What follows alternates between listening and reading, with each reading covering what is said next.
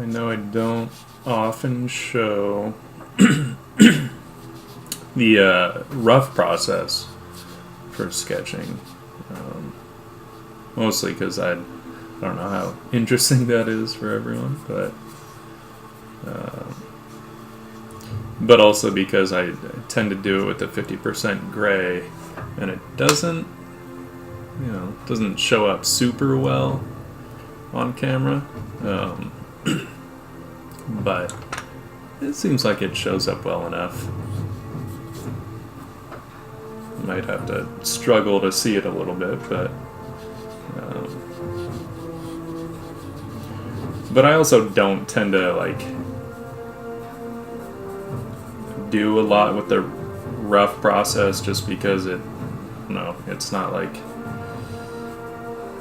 there's anything crazy. There's no big secret going on. It's just me roughing in what I'm gonna draw a bit cleaner. So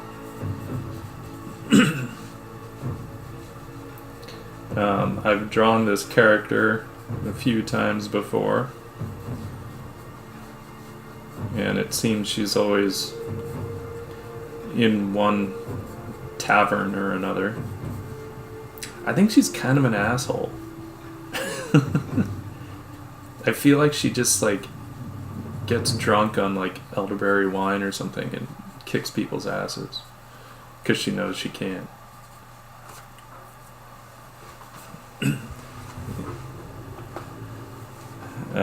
In this case, we're playing off of the sort of lore that Tolkien set up, right, of elves and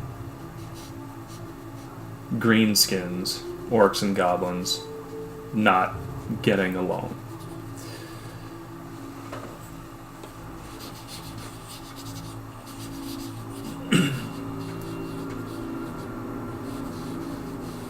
So that's what we're drawing here.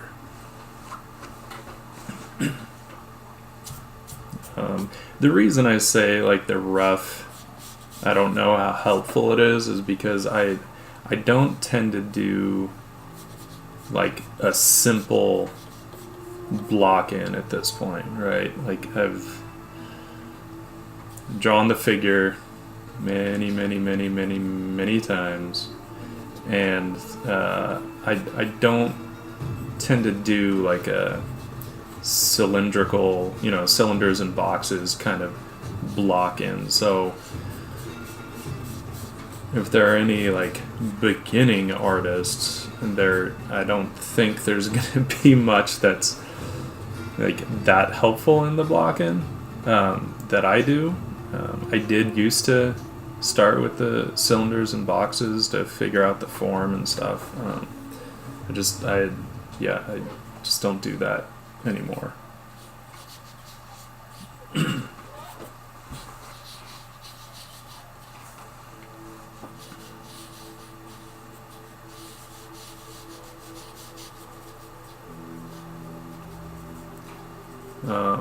I suppose on a certain level I'm still thinking of it that way, but I don't block it in like that. Let's give our orc friend here a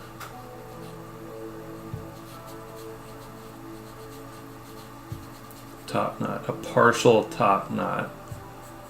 Like maybe she managed to cut off part of it.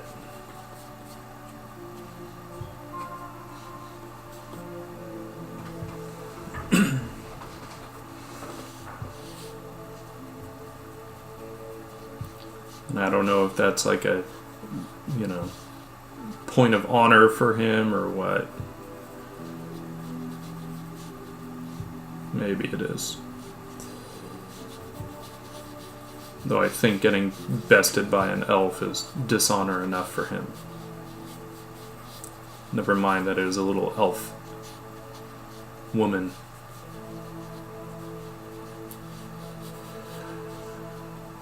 His fault for underestimating her.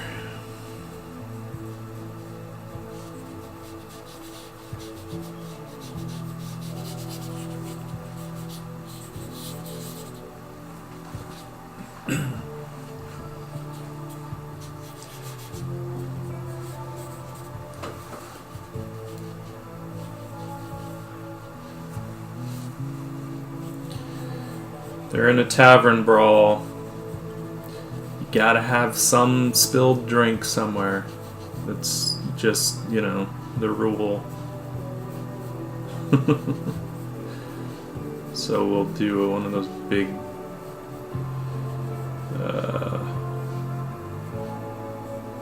what are they called? It's not a goblet. Tankard. Those big wooden cups that looked almost like mini barrels. Tankard of something. She didn't spill her drink though. She's got her goblet right there. This time she didn't anyway. I did another one where she was kicking some dude's ass for making her spill her wine.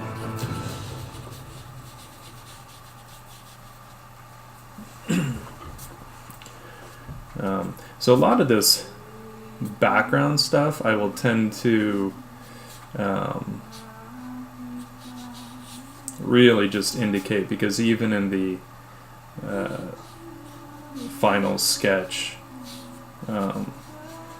it'll be pretty indicated.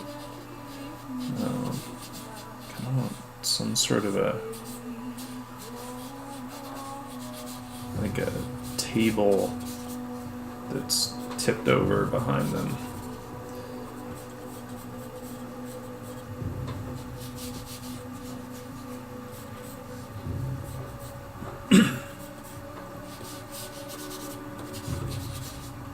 Just one hell of a fight. I don't even know what this orc is butted up against. It's just rubble.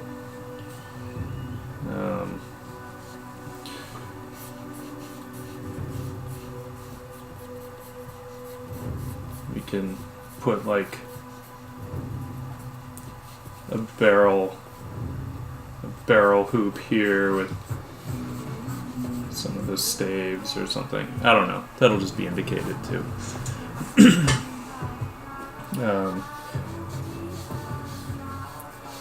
And we'll get some bystanders, right? Some witnesses.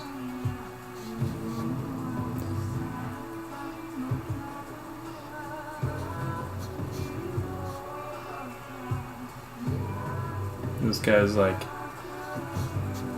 oh shit, she just took down, what's his name? Gorvund Blood Tusk. And his Blood Fist Horde. Which is only like one other dude here. They're like, shit.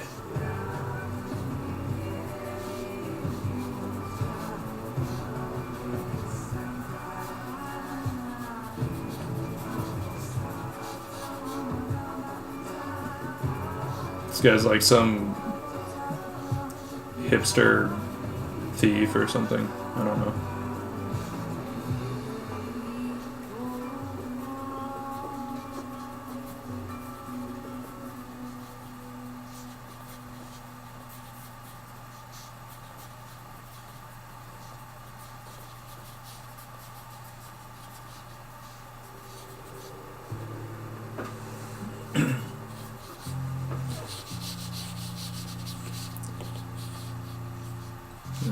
Indicate some other people back here, just to give it a sense of sort of environment and population and all that stuff. If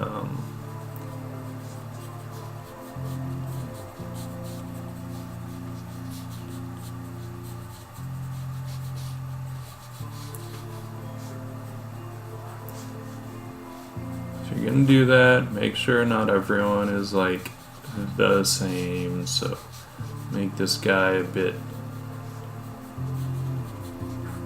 bulkier, stockier kind of dude. Maybe he spends a little too much time in the tavern.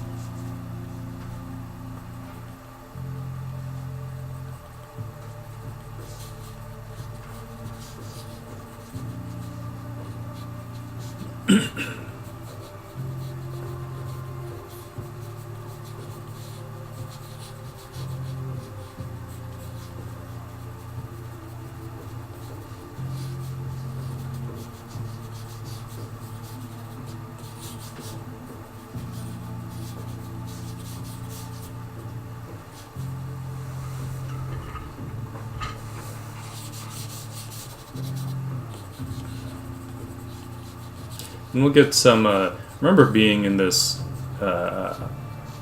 it's like a medieval,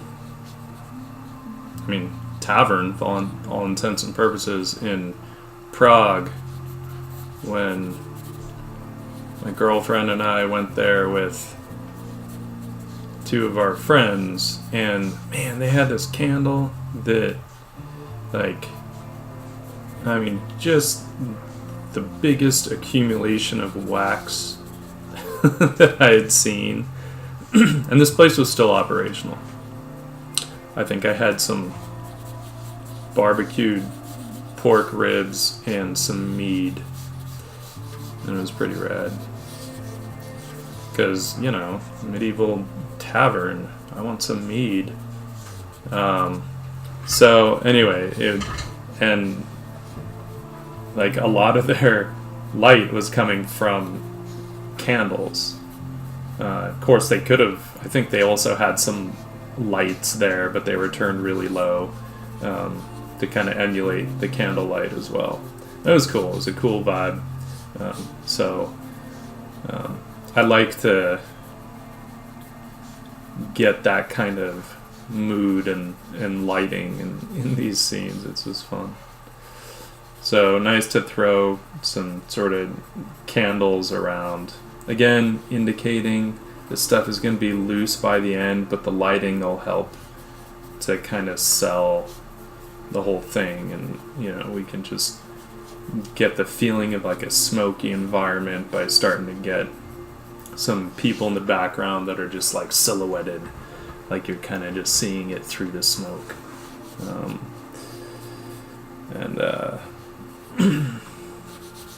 Yeah. So always nice if you're kind of riffing on something that is supposed to be medieval. Remember, they didn't have machines.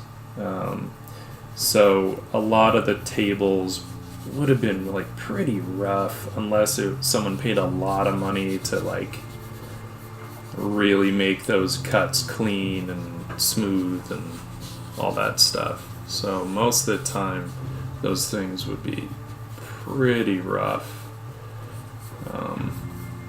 It would not have been uncommon to get splinters and things just from the tables. Now some of that I'll just kind of bring in as I sort of finish it up. I don't need to worry about getting that clean or that specific with it just yet.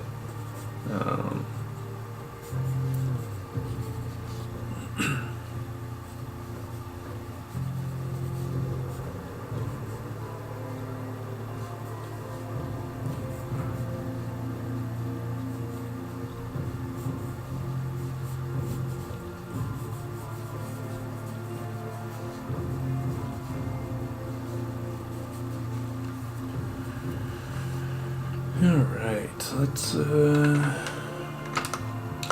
some fun and start detailing some of this stuff out.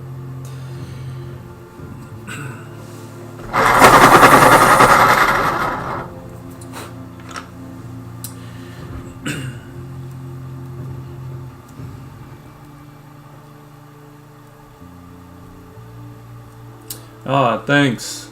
Thanks, Novi. Yeah, that was a fun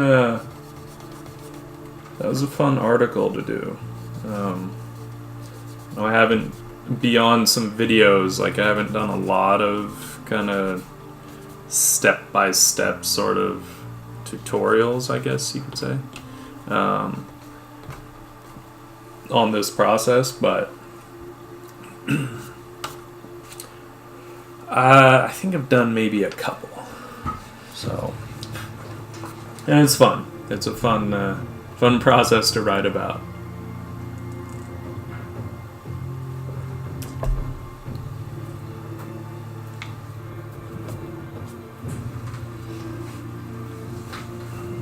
All right.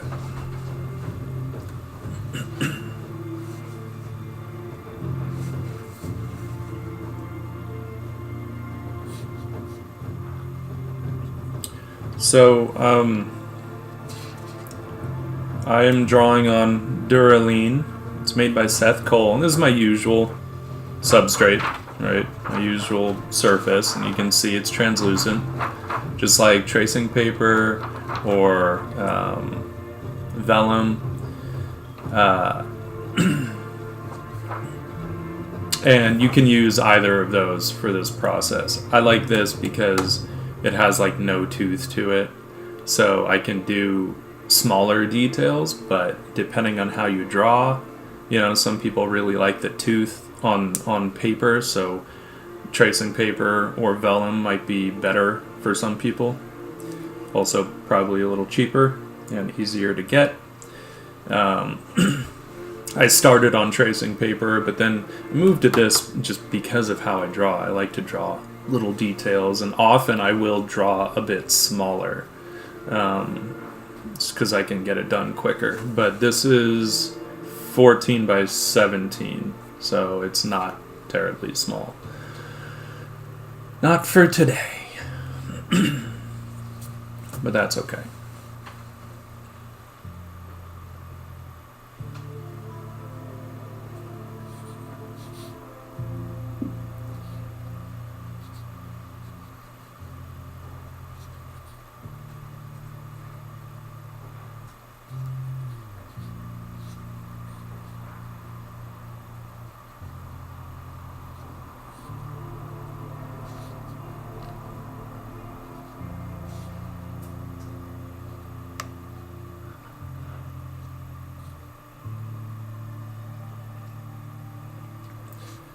And for the first pass on this, in terms of with the black Prismacolor, I was using a 50% cool gray before for the rough, right?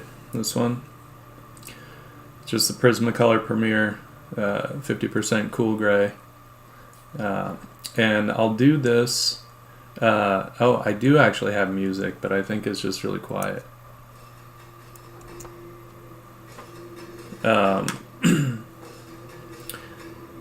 And what I like about the 50% is as long as you keep it kind of light, right? Like a light touch, don't push down too hard, it stays transparent. And so by the end, you don't even really see it. Because once I put the tone on, it'll just kick all that 50% back, as long as you don't get super opaque. If you push down hard, it will show up because it'll be lighter. So the idea is just to keep the rough loose, keep it light.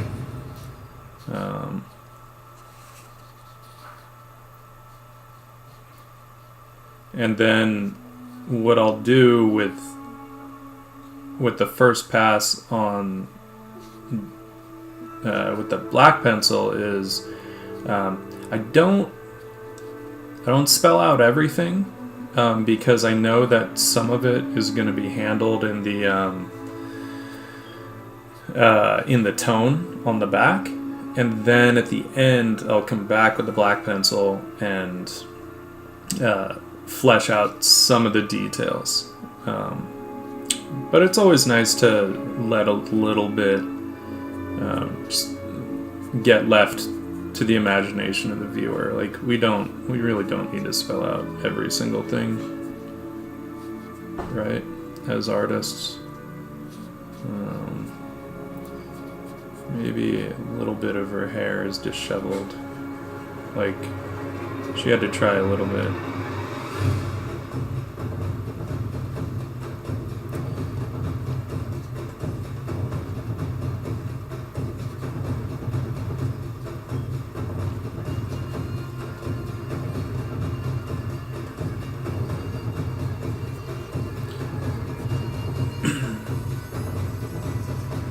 We have the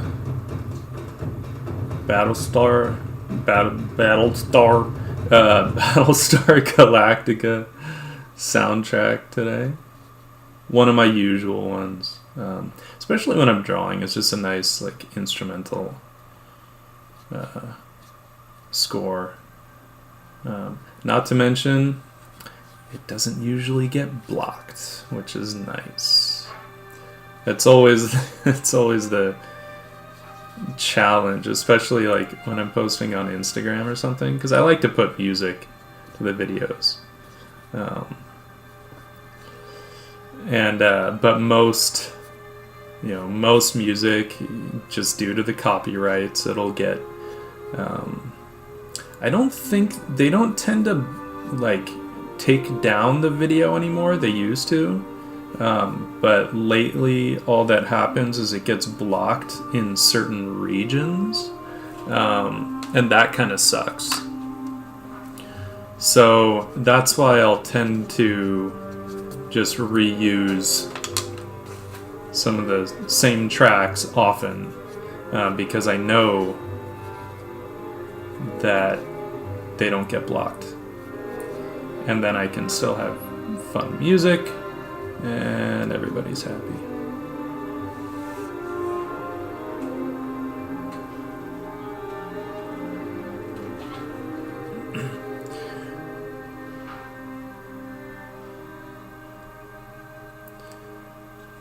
I don't mind. Like I'll often have Netflix on when I'm drawing, even at work. But the difference is it's only something that I've seen before. Or maybe I don't really feel like dealing with, figuring out what kind of music I want to listen to. So I'll put on a show.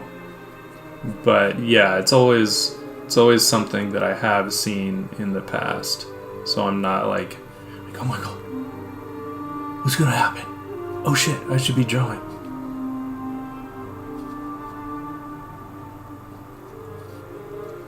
So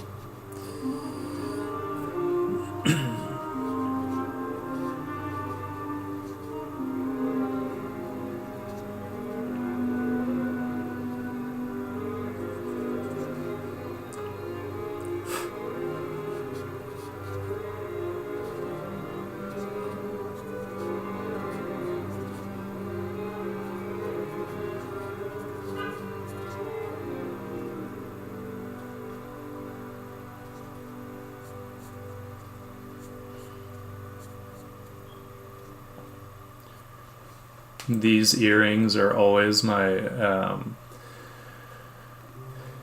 my little like homage to Record of Lodos Wars. It's one of those things, like, I remember I hadn't seen it in a long time, and I watched it again, and I realized how many of my design aesthetics actually came from that, from seeing that when I was younger, and they just kind of stuck with me and became these, like, shapes that I gravitated toward.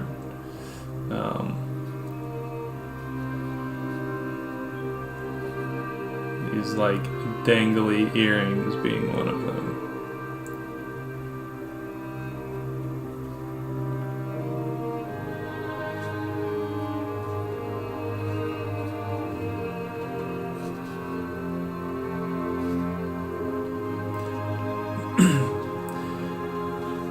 Even though Lodos War was totally just a direct rip of Lord of the Rings, but at the time, it was better than any of the Lord of the Rings movies, so I would watch it constantly.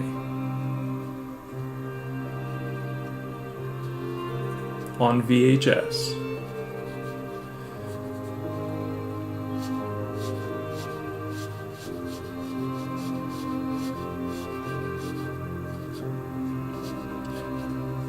And I think it was on like 6 or 7 VHS tapes. Now I think they fit it on like 1 Blu-ray. It's a little messier than I want.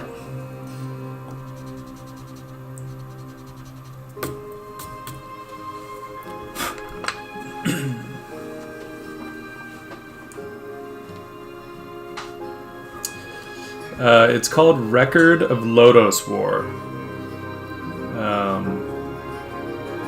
Yeah, you probably can stream it. In fact, I think I did stream it the last time I watched it. Because I know I didn't still have the VHS, because I don't know when the last time I had a VHS player was. And I don't think I ever bought it on DVD.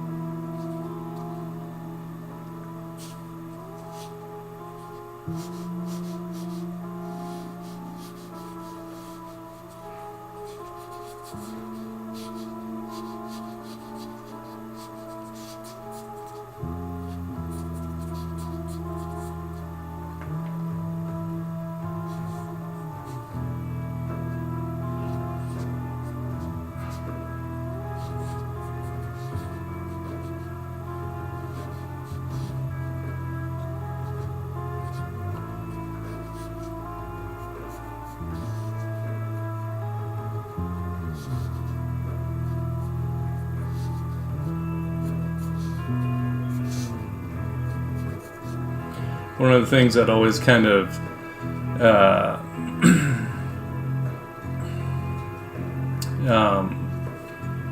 sort of feels more feminine to me is that slight hyperextension of the elbow. And I don't know why. It seems like it's just a genetic thing where, for whatever reason, women's arms seem to be able to hyperextend a little bit more than men's. I'm not sure why. There are always exceptions. Some people can just hyperextend like crazy, men or women. Yeah.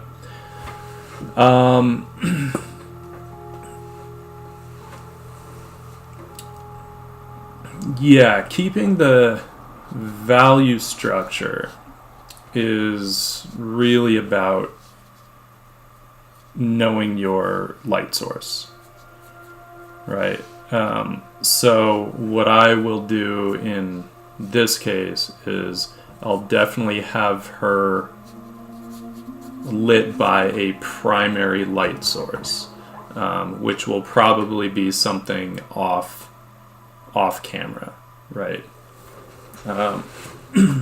But then these candles and stuff will also, like, they will affect it too. They'll affect the scene. And I thought about, like, oh, maybe I could get an indication of, like, you know, the tavern door is open, maybe it's daytime and there's some light, you know, flooding in, but I want to keep it a little simpler than that because there's already a lot going on. So most of it is it takes control, for sure, to kind of keep everything organized, and most of that is just through practice, through mileage, as is like just about everything we do.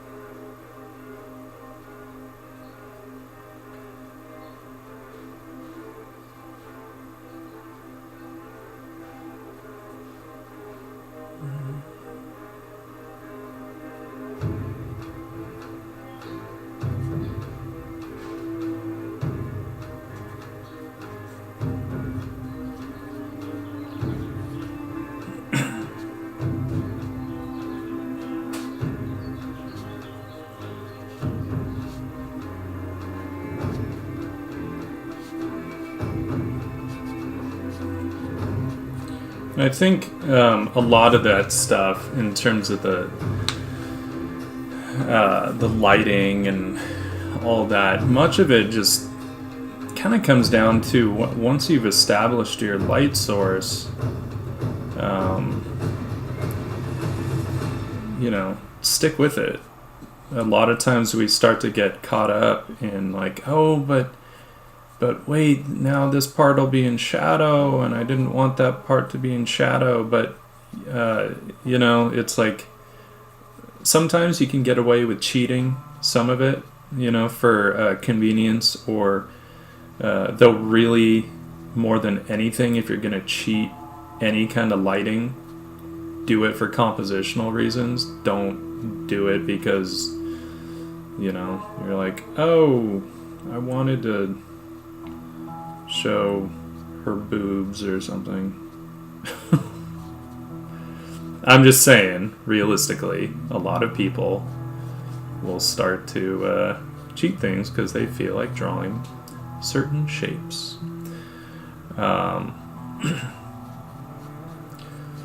You know, and it, like, what'll sell an image more than anything is just like the, I don't know, that reality of the lighting. I mean, you can get away with so much if your values are correct, you know.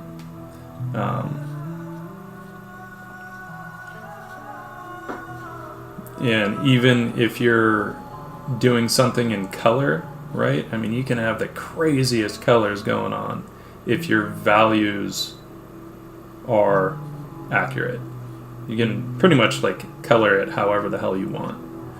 Just nail those values, and then people don't question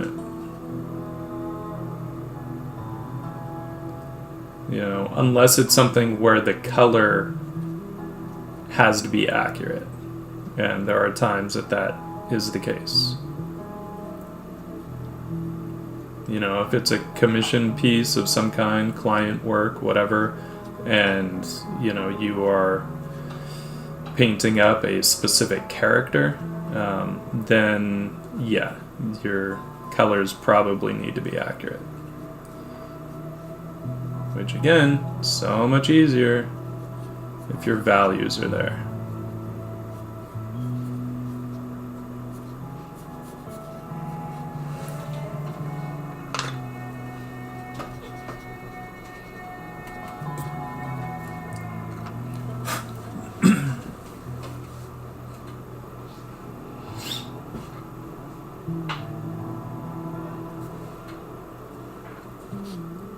Yeah, and again, a lot of that is just gonna be kind of mileage, and the more we draw, the more we're able to kind of visualize where everything is going, so we'll have a better sense of like, oh, is this gonna fit in the overall scheme of the picture or not?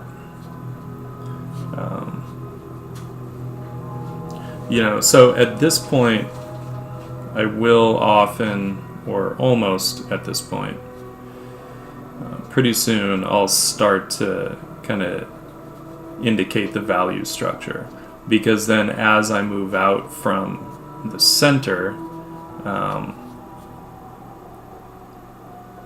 I'll get looser, just like I would with a painting.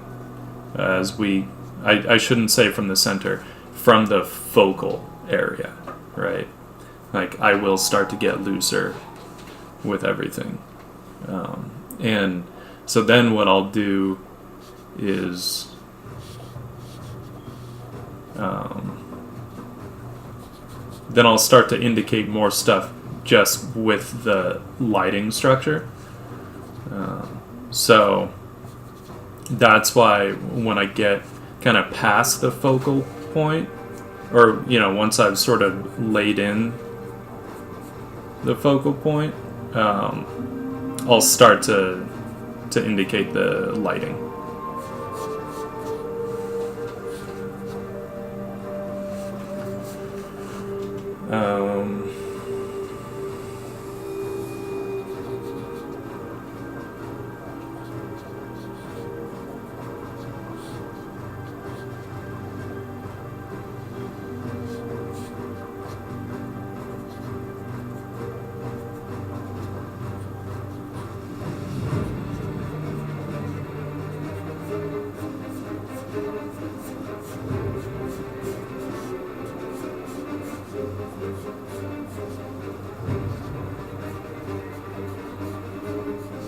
The other thing I took from Lotus War, I just remember seeing the character Deedlit, the elven girl, and she's like a total badass warrior, and she has just this super slim blade, and it just kind of, I think I saw it for the first time when I was in 8th grade or something. And it just made so much sense, like, for her to have this really slim blade that she could just work with really quickly and just take out anybody. And that just made sense to me. And I feel like I've kind of taken that approach ever since.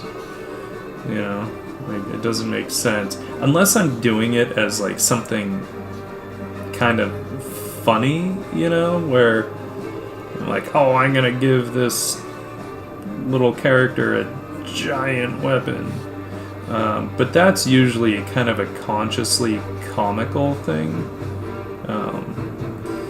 Most of the time I will size the weapon based on the size of the character. And, if she's facing off with someone that has like a giant battle axe or something, chances are she's gonna win, because she could get 10 strikes in the time it would take them to swing it a couple times, swing their battle axe. So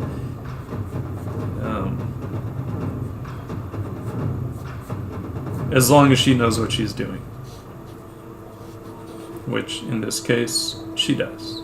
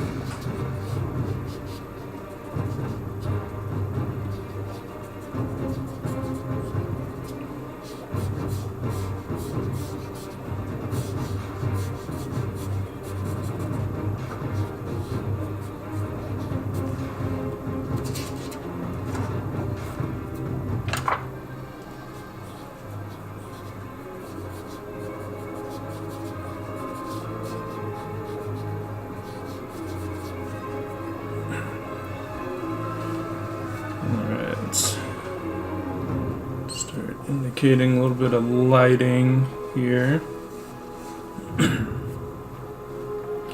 which I think I want, I want the lighting, like we have a candle here, and I could easily just kind of move that. You know what, let's do that. Quick placeholder here. Just bringing this to the foreground. Somehow the candle is still standing. We can just embiggen it, bring it up to the foreground a little bit.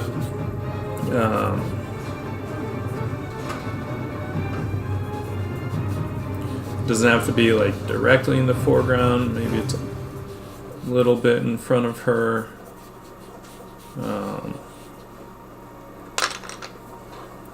And that can act as our light source. Fun thing with something like this is getting like a local light source versus, like the ambient or omnipotent light source, right? Which would be much further away. So all the shadows are going to be going in the same direction. But with a local light source, it's kind of fun because you can play a bit more with the sort of perspective in the shadows, and they don't all need to be like going the same direction. So that's kind of fun.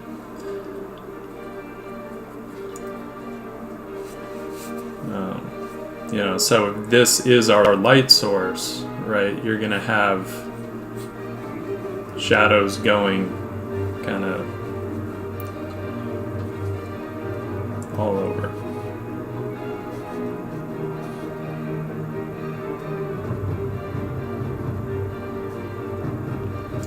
But then we also want to remember that there are other candles and stuff, so we want to leave a little bit of room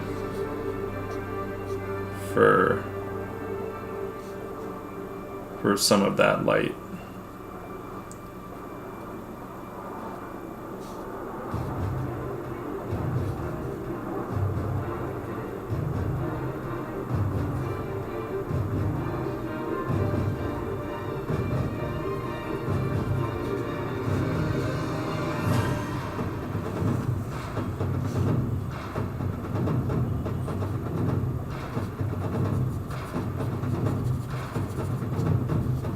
And, like I say, totally fine to cheat lighting you just want to make sure it is for compositional purposes.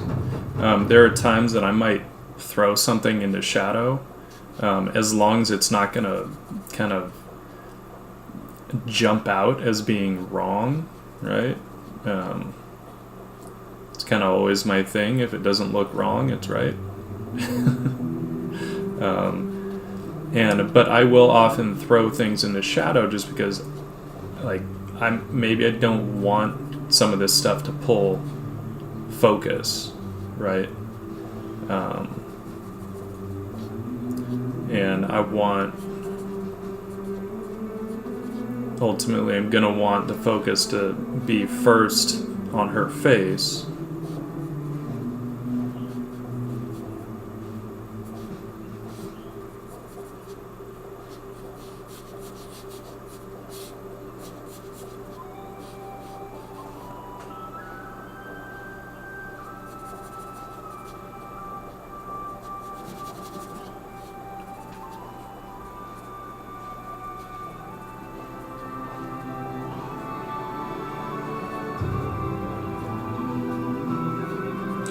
This one I'm keeping it a little looser. Like sometimes I'll go much tighter with these, but going a little looser on this just because I'm trying to get more done in a little less time. So, I'm not trying to, let's see how far.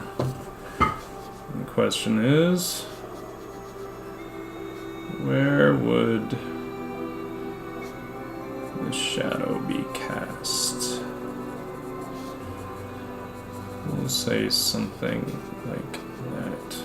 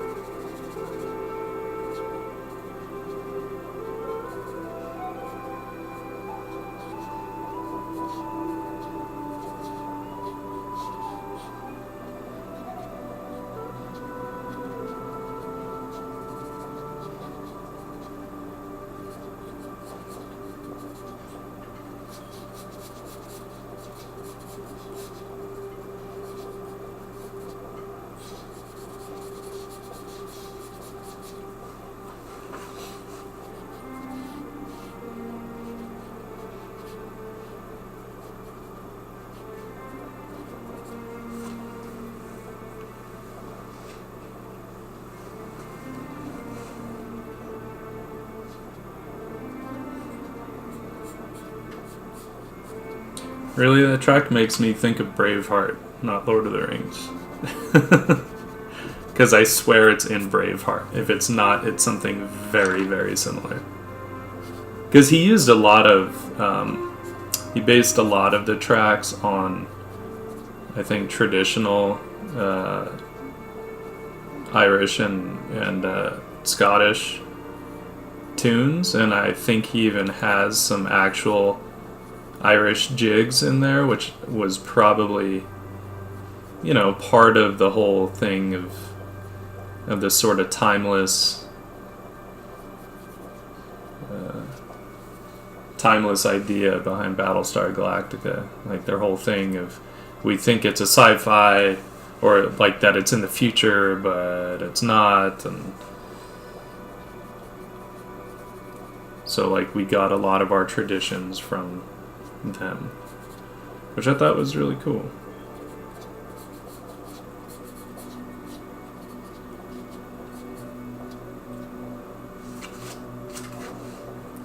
Oh, I used to listen to the soundtrack all the time.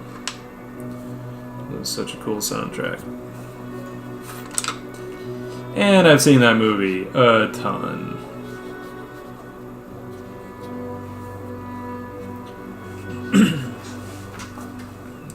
Let's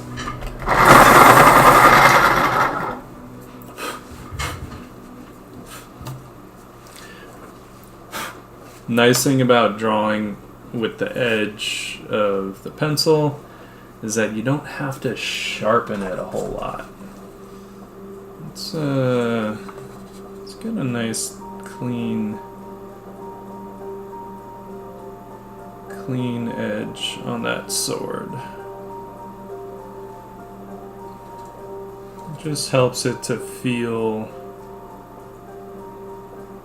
sharp. Plus, I did not do a terribly straight line,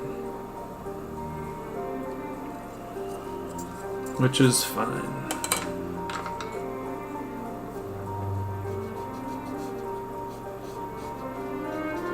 I should have paid a little more attention.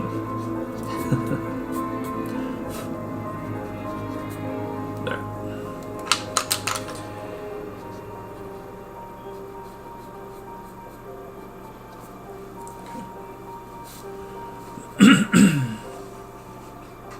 Yeah, man, that little mono zero is awesome. Great little eraser.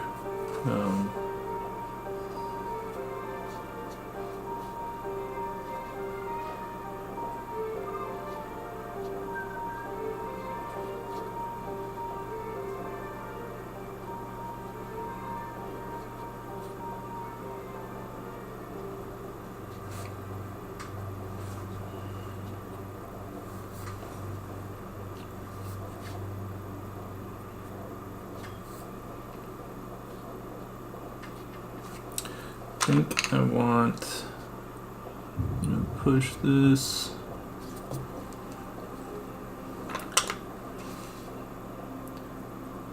Just because I do want a little more perspective on my lighting,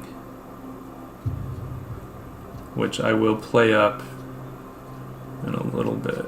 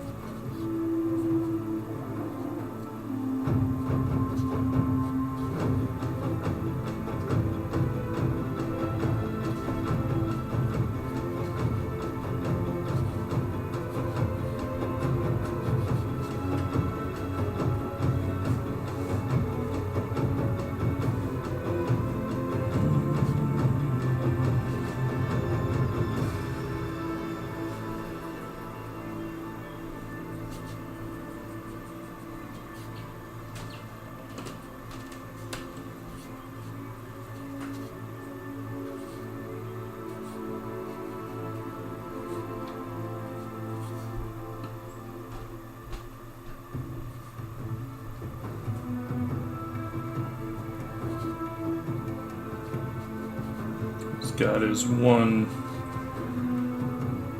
big tusk here.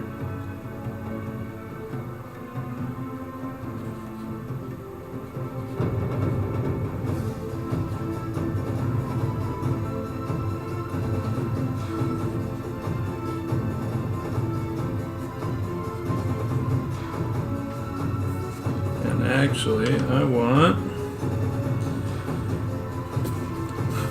want that sword to be basically at his throat.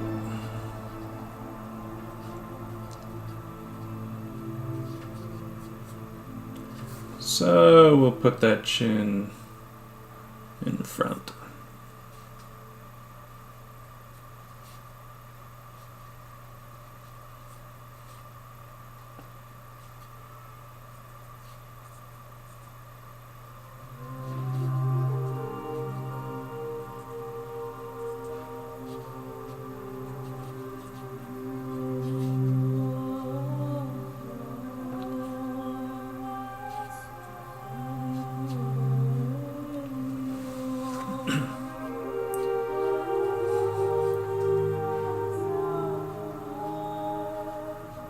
On one of my recent videos that I posted on Instagram, I had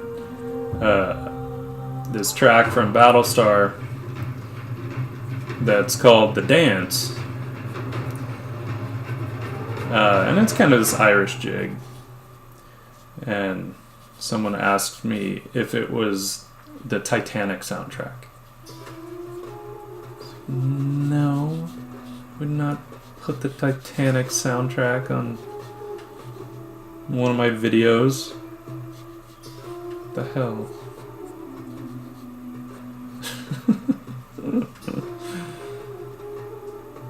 Like, dude, you gotta work on your frame of reference, man.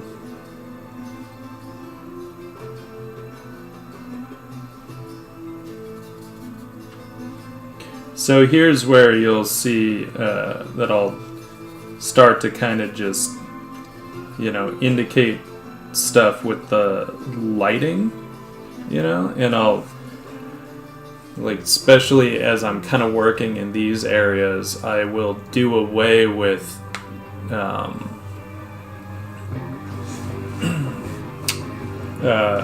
all the heavier line work. Not all of it, but most of it I'll do away with.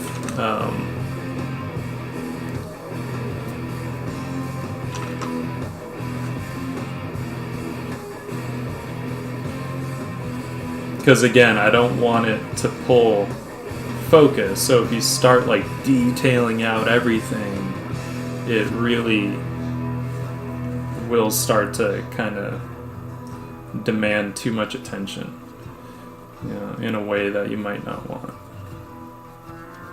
that I don't want. So that's always something to be aware of.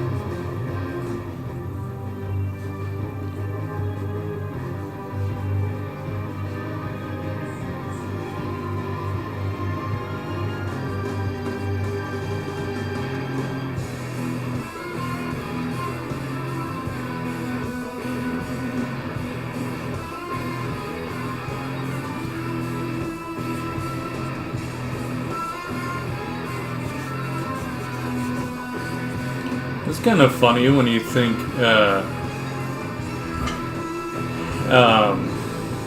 what Tolkien kind of set up with the elves. They're just kind of racist assholes, right? They think they are better than everybody else. And it's like the orcs were experiments, right? Sauron basically just twisted elves until he got orcs, and the elves are just oh, they're abominations, we're just gonna kill all of them. Not that the orcs were good or anything, but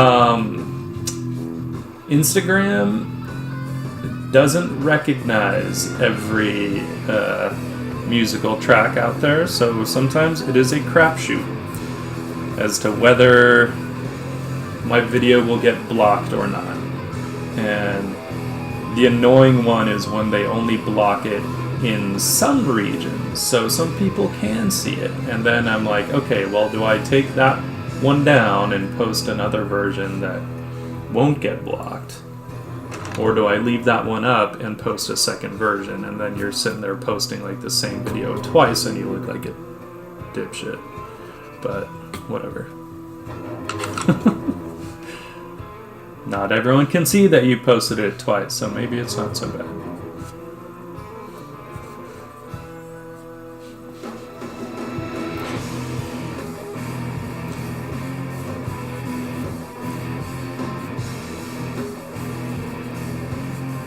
Barrel loop with indication of some barrel staves. We'll just say it was empty because, I don't know, that'd be a ton of, maybe it was partially empty, so we can get away with just a little bit of liquid down here, which will be a nice kind of surface to play with. Indication of debris. Yay! Look, it's a not hole, so we know that this is wood. Quick little cheat. That's fine.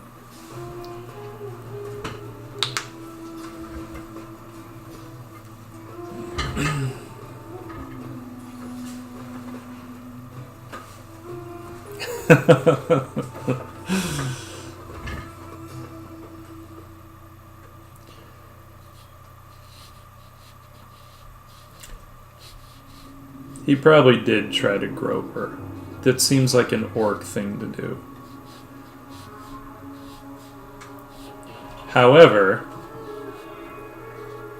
given her character, she also may have kind of intentionally put herself in that position, because she knew she could kick his ass.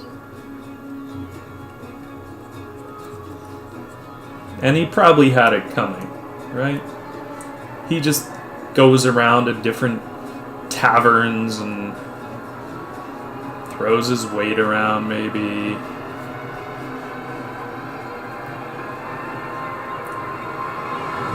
Gropes tavern wenches because he's just kind of an asshole.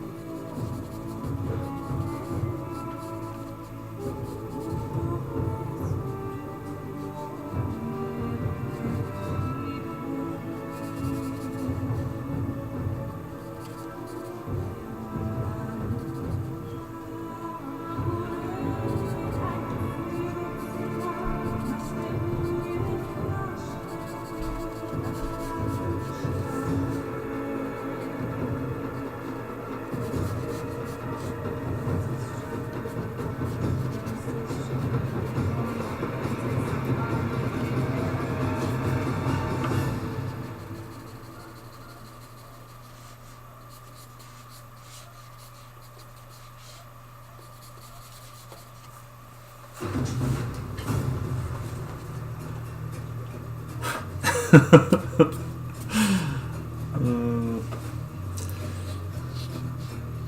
don't think I could quite take this seriously enough to say it's a reincarnation of a Caravaggio piece, but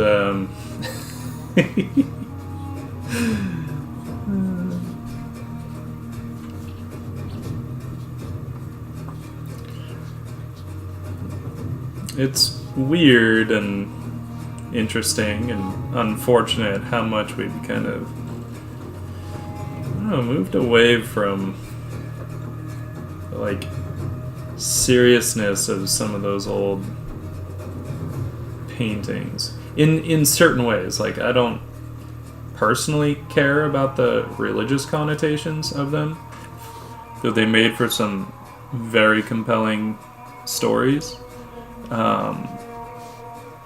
But there's a, I don't know,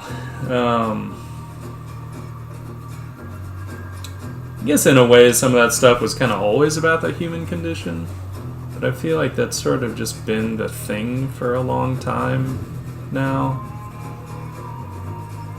where it's like, and it's had an effect on kind of all the industries, including illustration, where we don't get a ton of those. Well, maybe it's due to an effect more in the writing, right? Because illustration will kind of follow the stories that are being written, and I feel like we don't get a lot of those kind of epic, iconic stories right now. Everyone's very much into, well, what would this like be like if it actually happened, right? So they get maybe a little more caught up in making it believable, which I get to a degree, but I think there's still something to be said for those really just, I don't know, epic, iconic stories.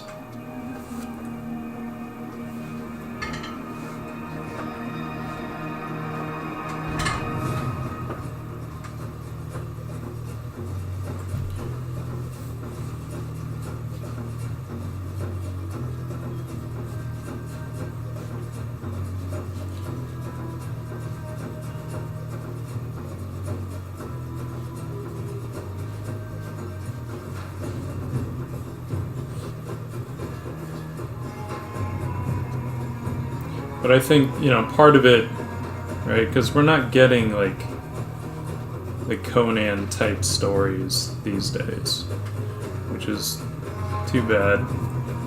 But I think part of it is also, those guys that, whether it's Robert E. Howard or, even the stuff that, like, Edgar Rice Burroughs wrote, I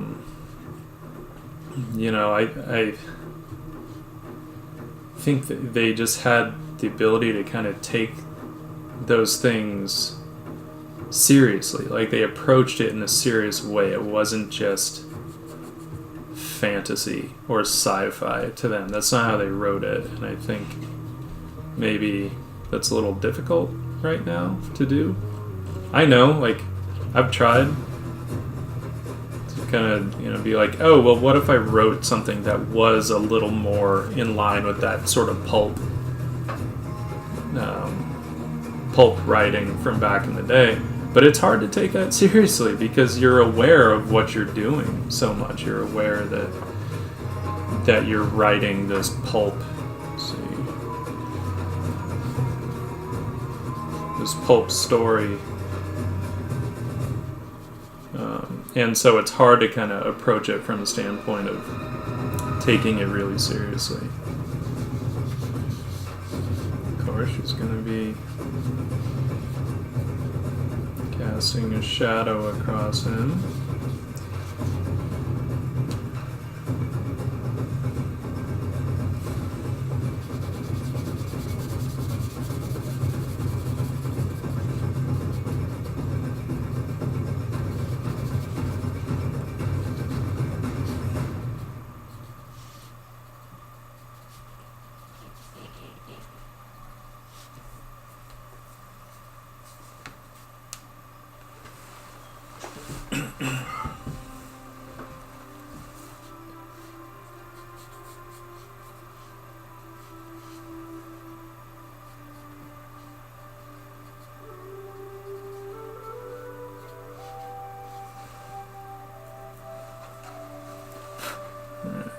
let's handle this side a little bit.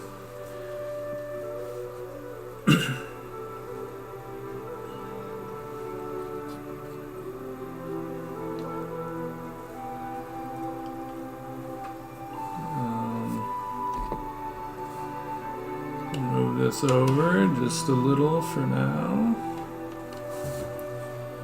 so you guys can actually see. Not that I'm doing anything crazy, but you know, whatever.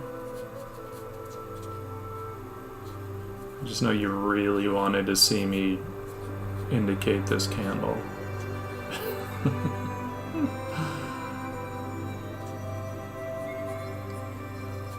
I want to keep those lines light, right? Because I really want to indicate the candle more with value, ultimately. That's how I'm going to do it.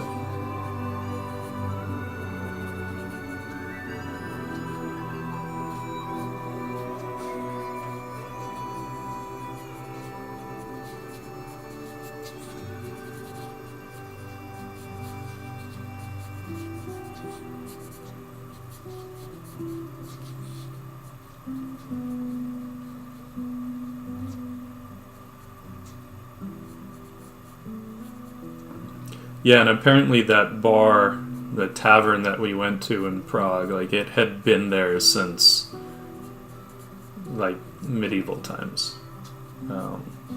So it was, they kept it pretty authentic. Down to a dungeon in the basement where they had like a fake skeleton and stuff. It's kind of awesome.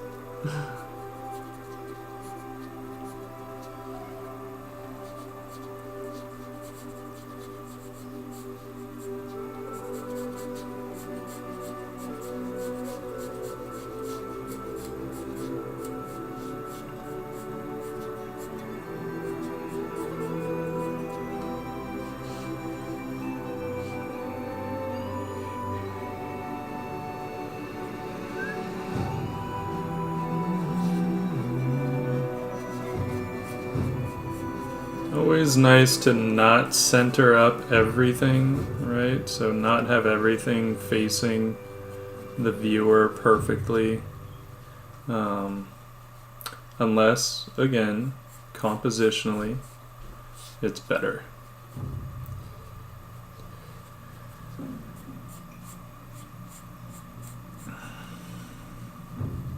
You can get away with a lot if it'll make the composition better.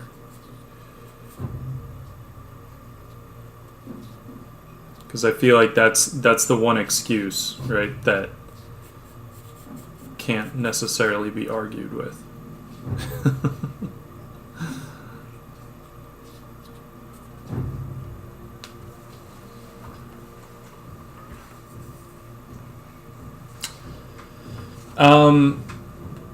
I do like tone paper.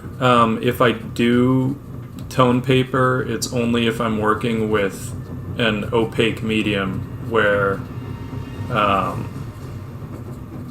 can paint in the lights, right? In this case, I'm going to tone it myself.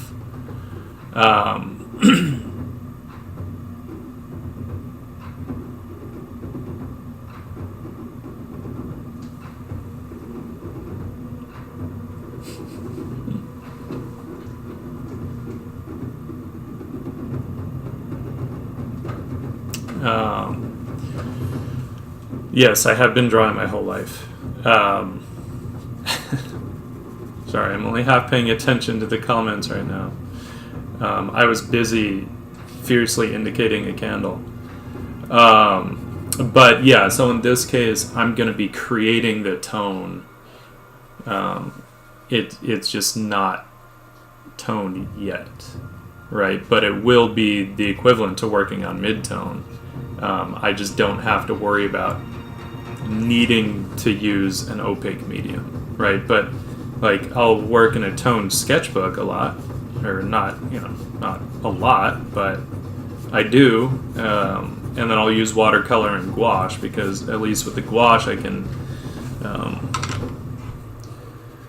I can paint in the lights.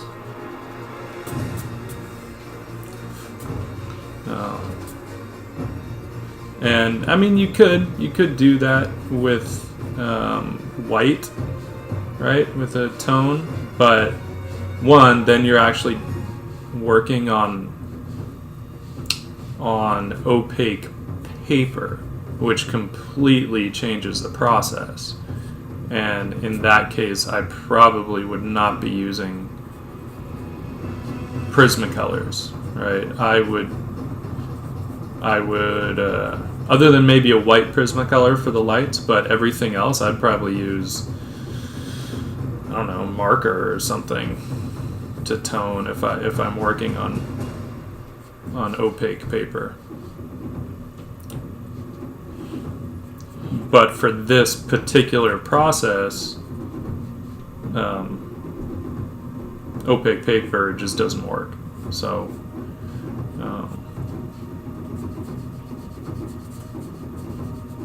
wouldn't be a good idea.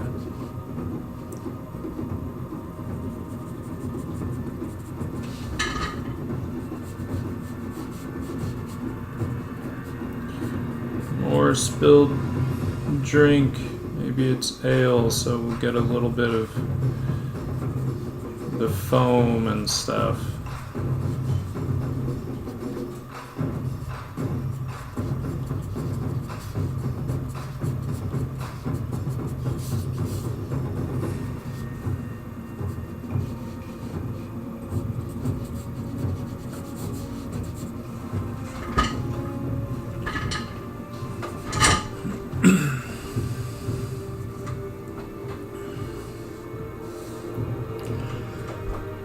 No, it's true. I have not bested that horse drawing. And I probably won't till, like, the last drawing I ever do. And I was 2, by the way, not 3. You're aging me up, man. I'm gonna switch to a...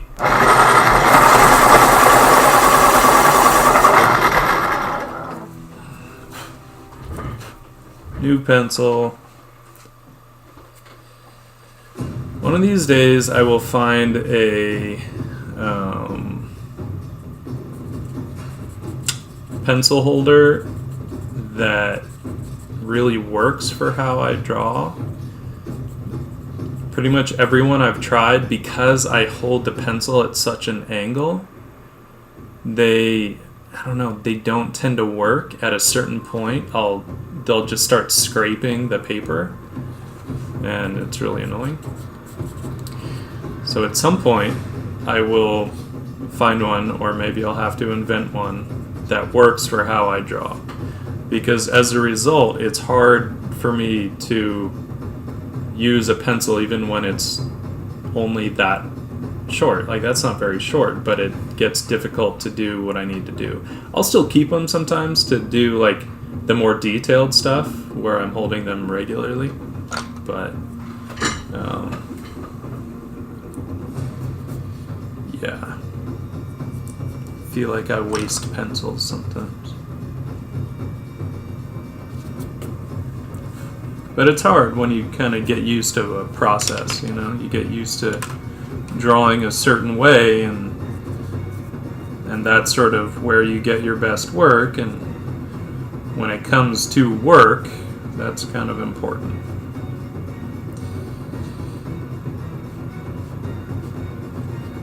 And let's do this. We're gonna attach our little handle.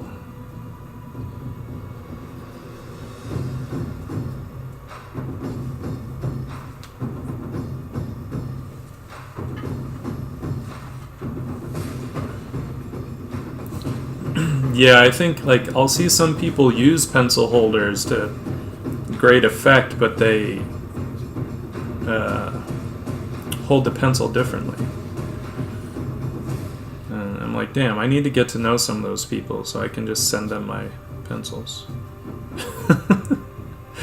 in animation school, it was great because one of my classmates, she was really tiny. And she had tiny hands, and she would use pencils. Like, we were drawing with Cool Erase a lot, and no joke, she used them till she was just holding the metal part, and the point was just, like, there. So it was awesome. I never wasted pencils. Any pencils that got too short for me went to her, and she used the hell out of them.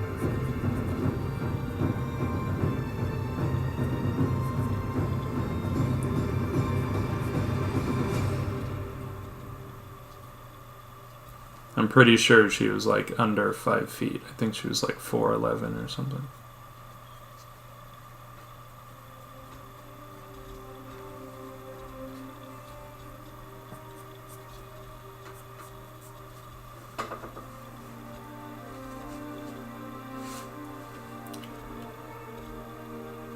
Yeah, Gurney would make one. He's crazy.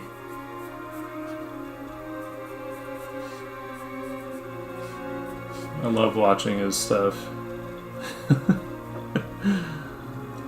I mean, it's interesting, you know, like, obviously that's his process at this point. Like, I think he's so used to just making things, and which is so awesome. I feel like some of those older guys really, I don't know, they had something pretty special. Because we're all at this point where digital was coming in, and it's made certain things so convenient that it's hard for us to then willingly go with an inconvenient process, you know. But at the same time, like, it'll feel inconvenient, and yet maybe you can't really argue with the results, so it's not really inconvenient. In that sense, I mean, maybe it's still just kind of annoying, so we don't do it. But we could argue that that's just us being really fucking lazy.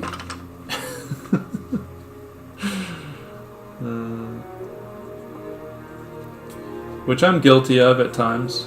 You know, I tried my best not to be, to not like overthink something like that, and just, if it's gonna be the best thing for the image, then just do it before I can think about how annoying it's gonna be.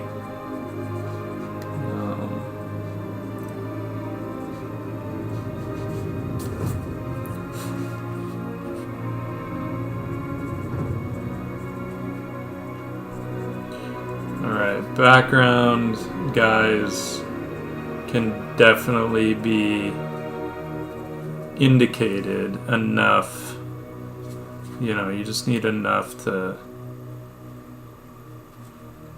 be able to sell the idea, really.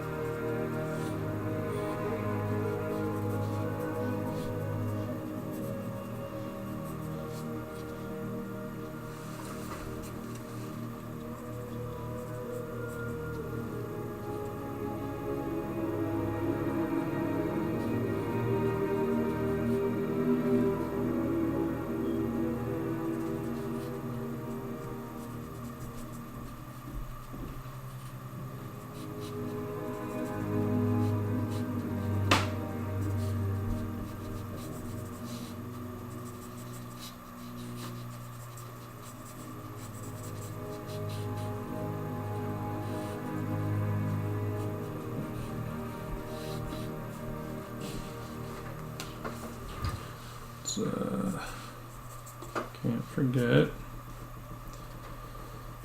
this dude's leg.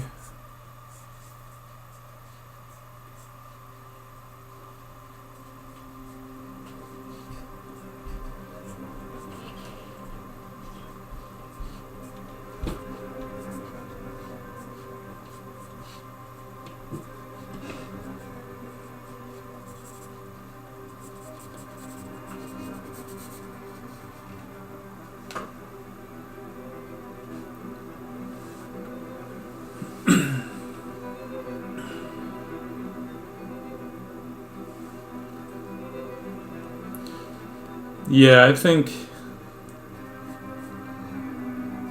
you're both right. Autumn, I mean, totally.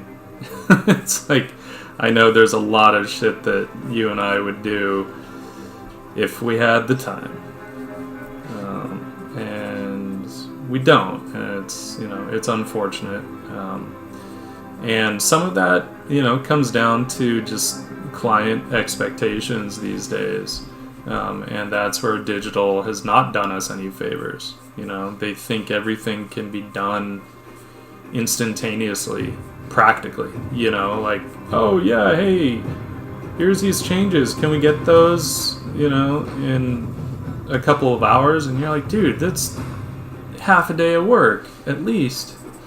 No, you can't. So there's that side of things where then, but then it's also like, just gotta work, and when you have a full-time job, tinkering and building shit doesn't always work into the schedule. Because then it makes everything, like, say you want to do some involved illustration, then what should only be like a week of work will span a month, and that sucks. At the end of it, you've got one image to show, and that's, it's kind of rough.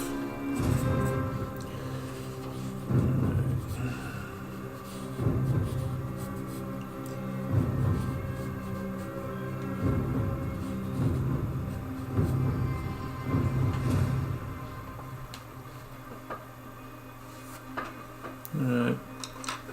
Bathroom break. Be right back.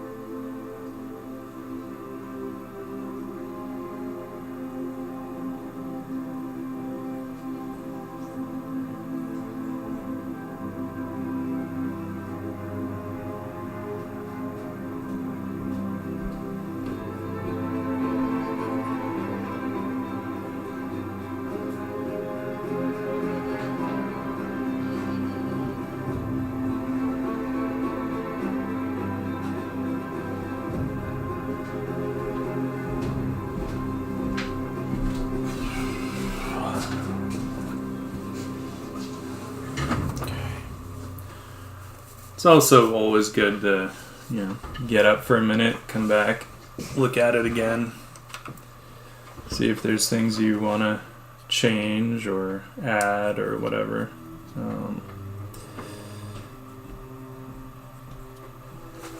But I'm okay with where this is at. For the further background stuff, I'm gonna switch to a 70% gray. There's a nice thing with that is that then you essentially have like built-in value, right? You don't have to sit there and be hyper aware of, oh, am I pushing as hard as I was on the foreground stuff, That's just a pain in the ass to have to worry about.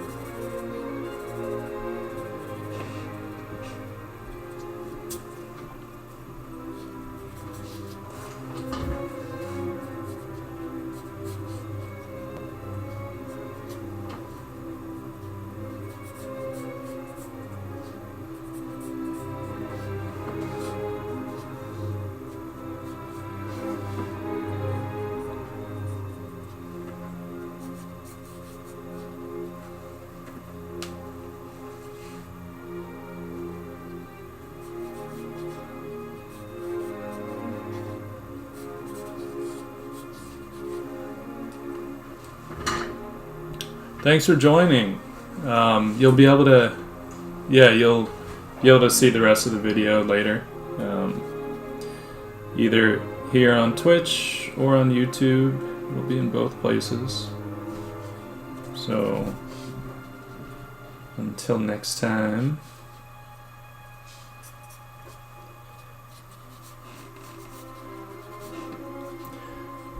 At some point today, I have to go take my phone to the Apple store because it just decided to shut down and not turn back on. All on its own.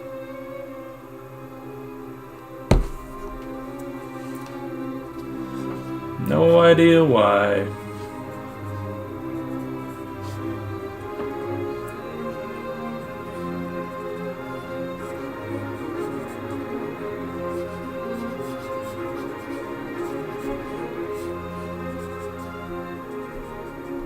I guess I can't really complain too much though, because I've never had to take any of my phones in.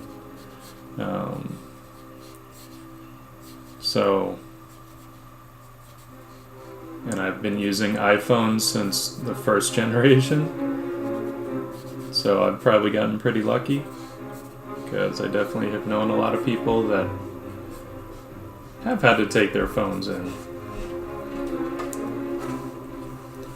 Alright, let's switch to our 70%.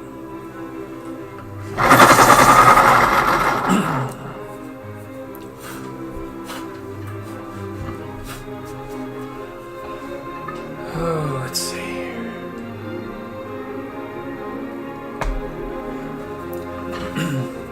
Nice thing is these guys go pretty quick, because it is just all indication.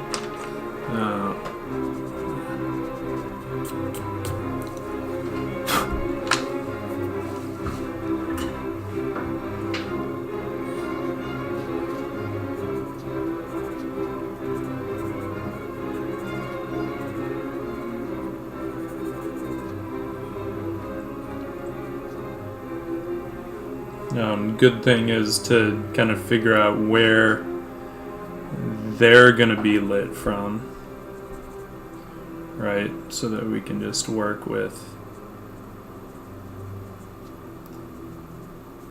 that lighting.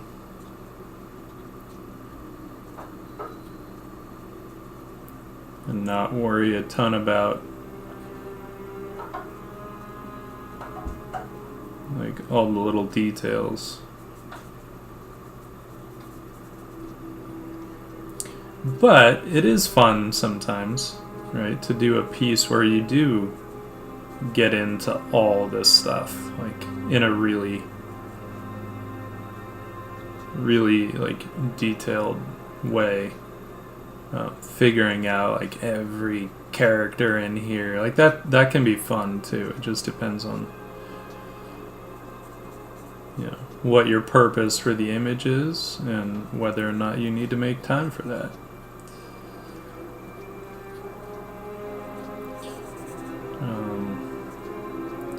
You know, and I could see doing something like that for, like, if this was something for, like, a more serious story, right? Then I could see getting into that, but this is kind of just a random, like, one-off kind of a thing, so it doesn't really make sense for me to worry about that.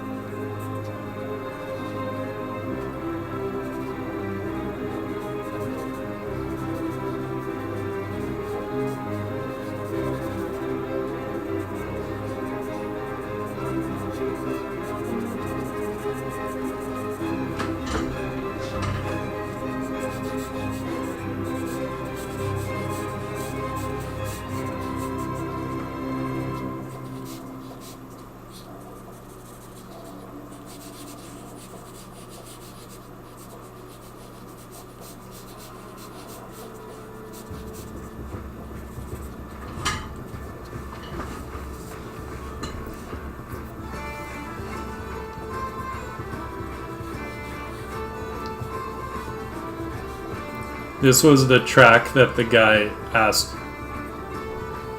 if it was from the Titanic. And it was a guy.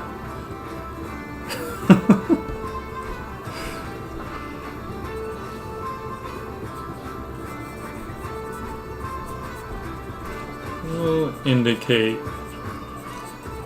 another candle or something back there. And this is where you can just kind of like, I'll just start to throw in some silhouettes too, just to populate it even more. Just to give it a feeling of depth back there. Hello, Theo. Theoski, or the Oski. I don't know how you pronounce it. So I'm gonna call you Theo. Hi, Theo.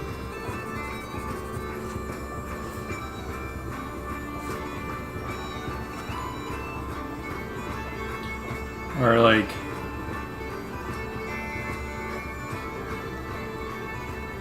hipster dude here. And it's like, oh shit.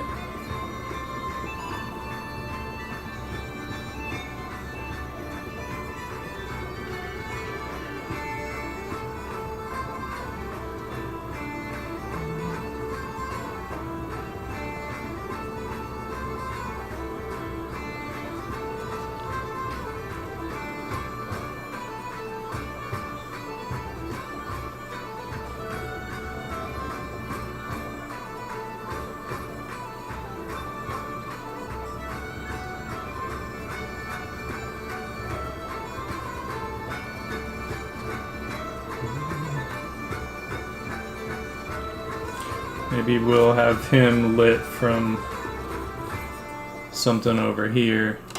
Let's move this back a little bit.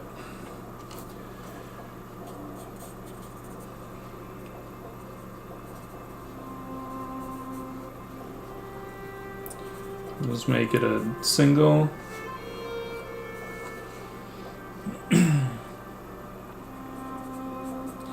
Single candle.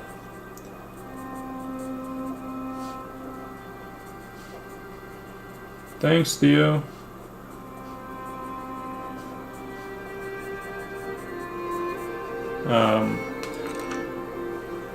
Yeah, earlier someone had asked how long I've been drawing. And yeah, Autumn correctly answered. I have been drawing all my life.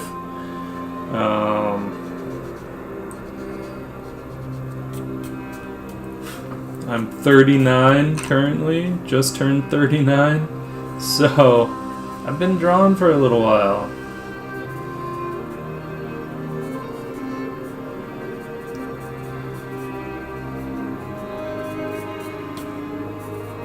I don't feel 39, which, you know, that's cool.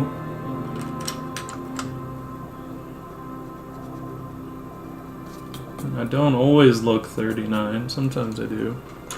Probably. Especially when my beard's all crazy. Ages me up like 10 years. Alright.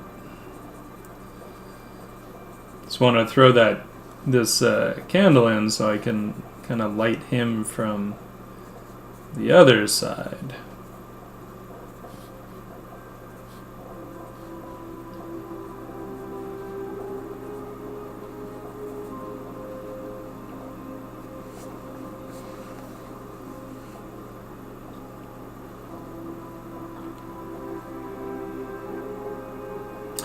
Oh yeah, I never actually ended up checking out that Stillman sketchbook. I definitely should.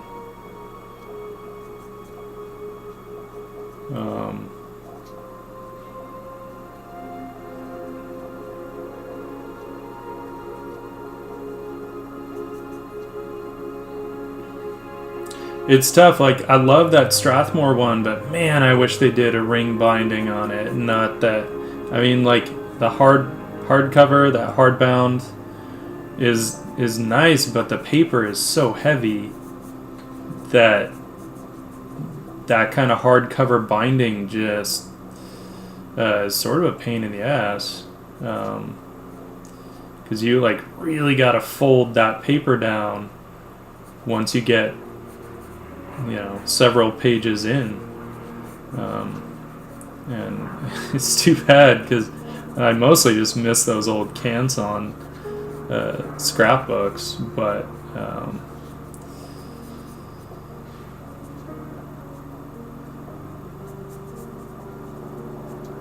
yeah, maybe this guy's a little more punk, not hipster. Initially I went hipster with him, he was looking a little emo, but now I think he's just kind of a punk, like 80s style.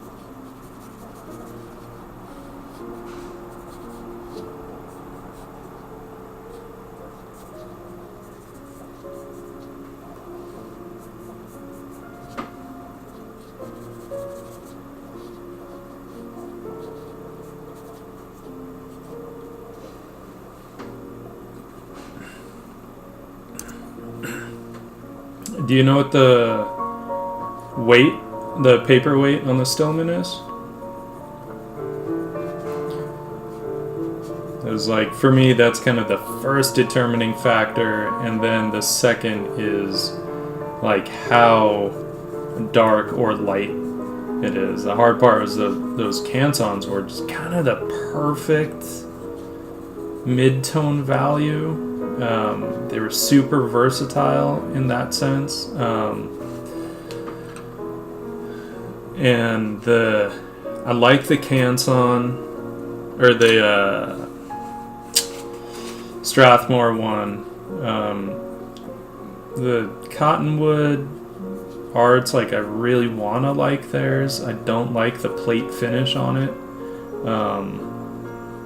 I feel like it just doesn't take wet media as well. Like, it's fine for gouache, but if you're doing washes with watercolor and stuff, it doesn't take wet media as well. And then I think, if I remember correct, the Cottonwood ones are a little light, like just a little lighter than I want. So, and what I don't like about that is then you have less room to kind of play with the opaque lights, right? When your mid-tone is already lighter, it gives you a little less room. At the same time, if it's too dark, then you have to do too much work in the lights, and you don't get to let that mid-tone be a mid-tone, right? Because it falls into like lighter shadow, and that's no fun either. So, yeah.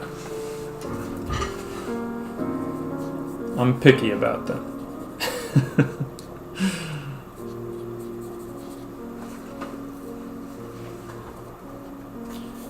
Ooh, almost toning time. Man, I haven't spent this long on like a front drawing in a while. I'd be like almost done with a drawing at work by now. But I'd be drawing smaller too. I wouldn't be doing an entire 14 by 17 page at work. So there's that. Always good to keep things in perspective. Some silhouettes back here. This guy has a kind of a skull cap on or something. Just want to get some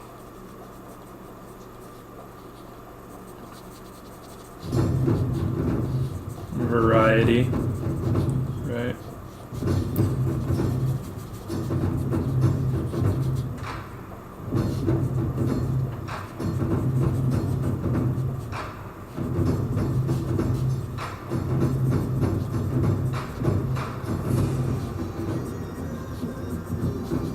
I don't know what this guy's wearing, but it doesn't matter.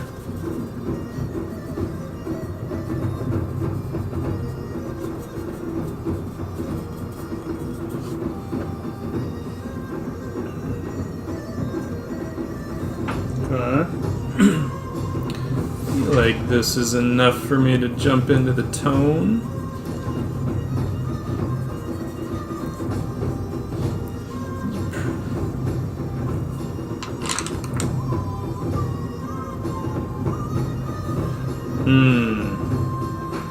Damn, I think that's not like half the weight of the Strathmore, which I don't know if I would like that or not. It seems a little light.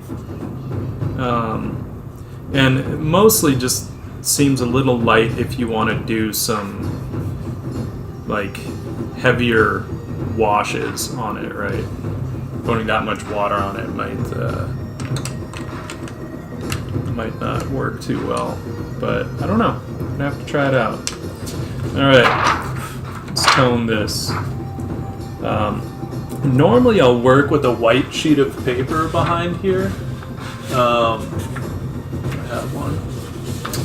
I decided not to because I'll probably put some white pencil in the front, which will stand out a little more if it's not totally white behind there. But you can see the difference if I do put a sheet of white paper behind it. Some of that stuff pops out more. So it is just, you know, it's probably 10% difference in value. But for my purposes today, I think it'll work out well to not have that white behind it. But we'll see. No way to know for sure until you just do it.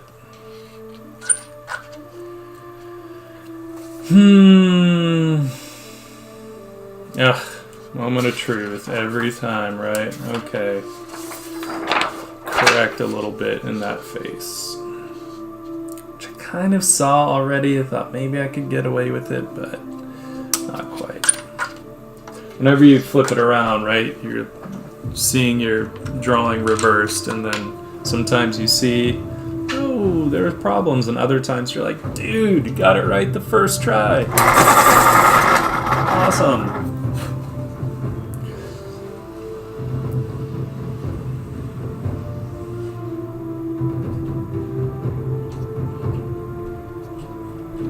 Like I said, I kind of saw it already,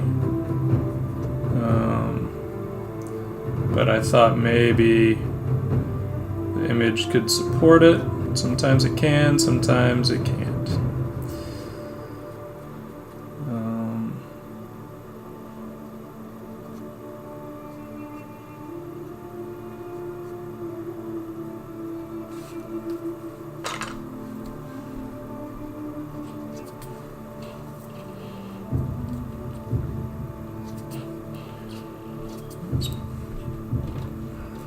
Play up that eyebrow a little bit.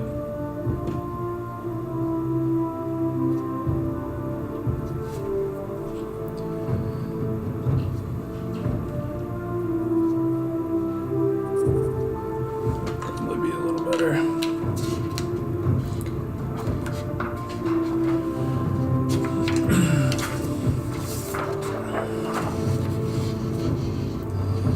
Yep.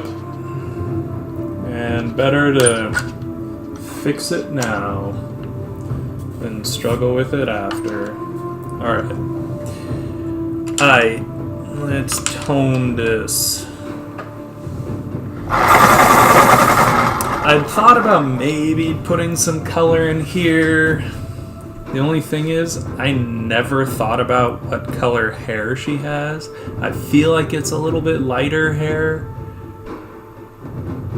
but I never really thought it through. So I don't know if she's like got blonde elvish hair, or like brown, or strawberry blonde, or red hair. Of course, red hair tends to be my default, because my girlfriend has red hair.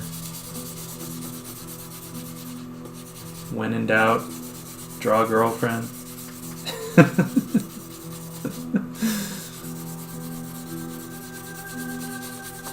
So this is 90% cool gray, by the way. I like the 90% because it doesn't go overly dark, and it lets the black lines on the front really like pop out. So I do like that. I might actually throw a little bit of black down here, just because I don't mind the bottom part going like more into shadow. So I might think I probably will do that. So I will tend to kind of play with a little bit of value control in that sense, like when I'm doing tone. Like if this was sky here, I wouldn't have toned that, because I know that I can smear it up there and it'll be a little bit lighter. Or maybe I would do it with 70% up there.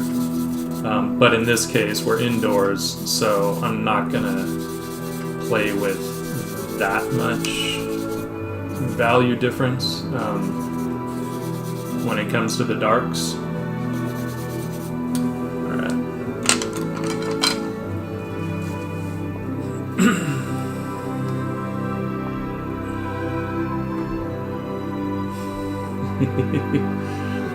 I don't know if she's a redhead. That's the thing.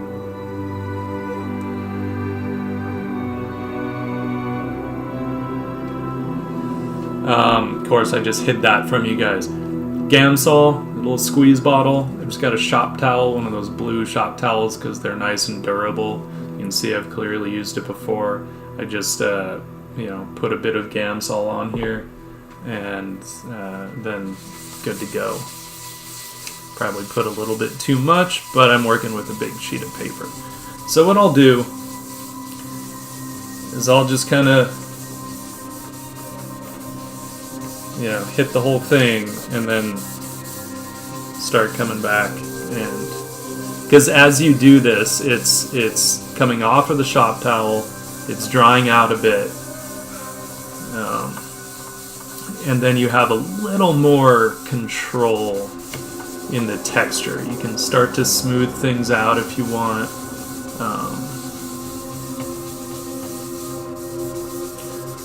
With a page this size, you might have to put a little more Gamsol on.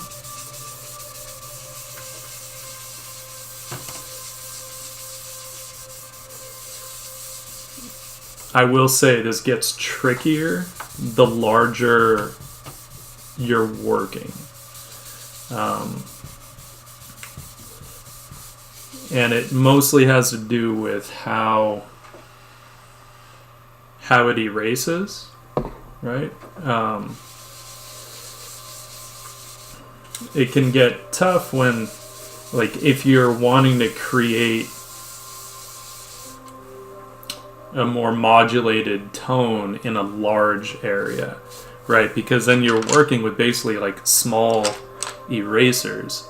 Say I had a bunch of atmosphere or sky, that's a large area to cover with these relatively small erasers. So that can get a little challenging.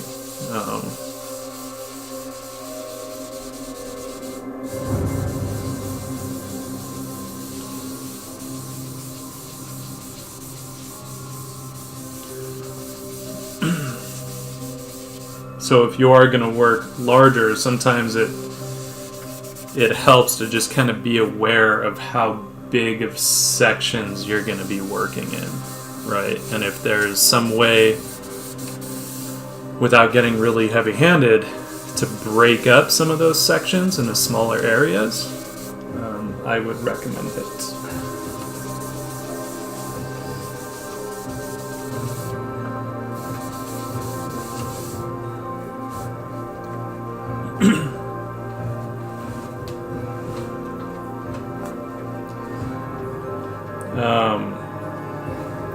So then I'll usually just flip over to the back of it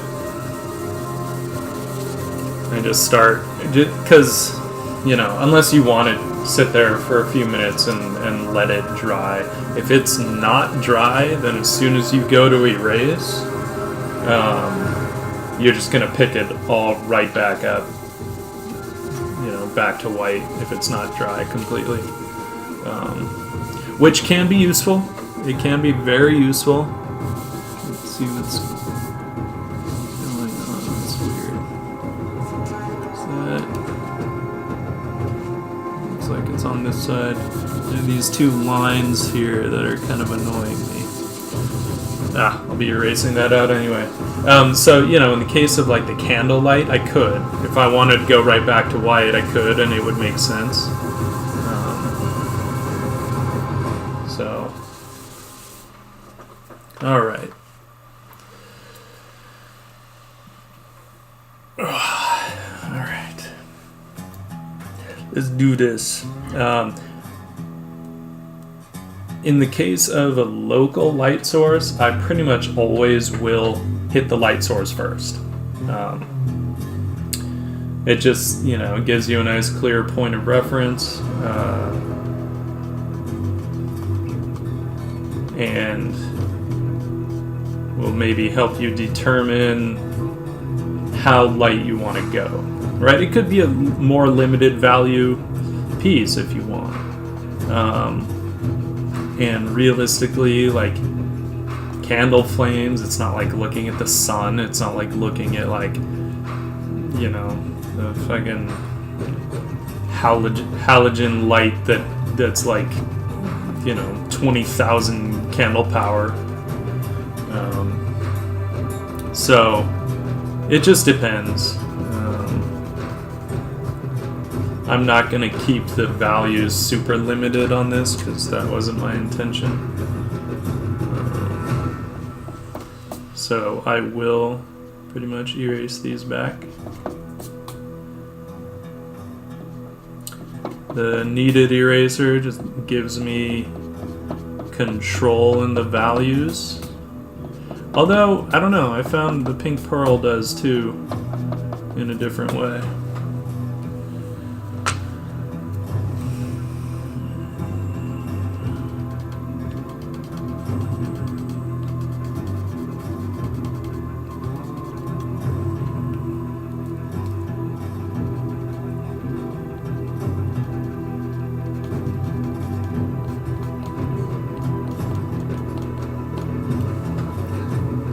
Bit of texture. A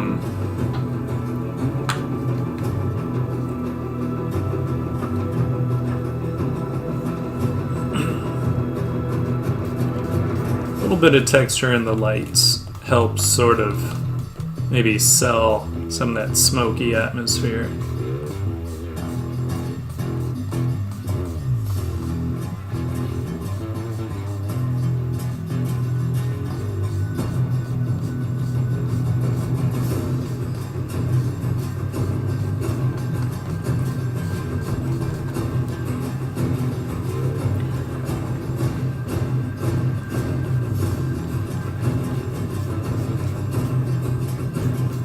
Little bit of background first.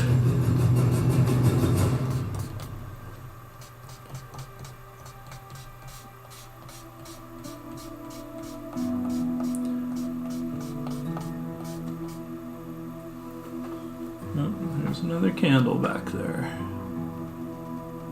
that we almost missed. Dude, these are some sturdy candles. None of them got knocked over. Whew. Luckily, the place might have burned down.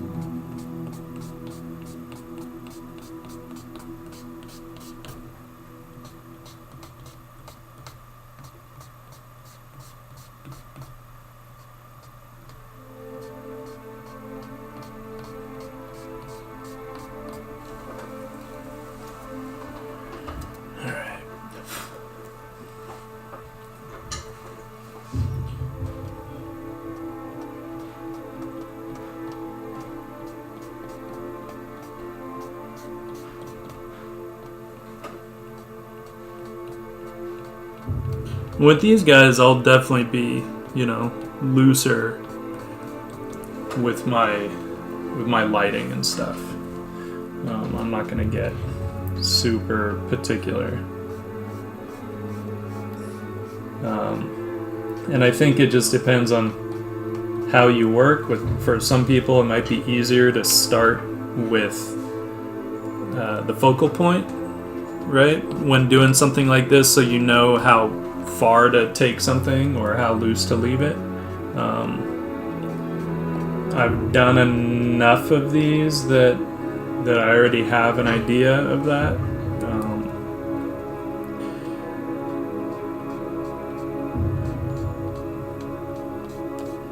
But I'll still do some back and forth.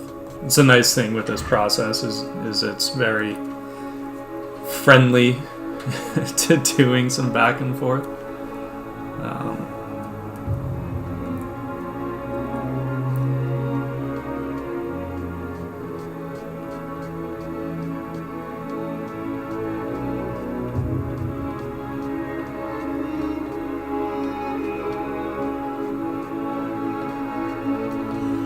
And the way that I'll start with the kneaded eraser on a figure is first,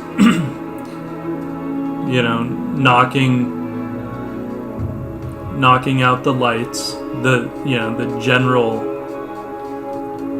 lights, and then I'll come back and start to refine it.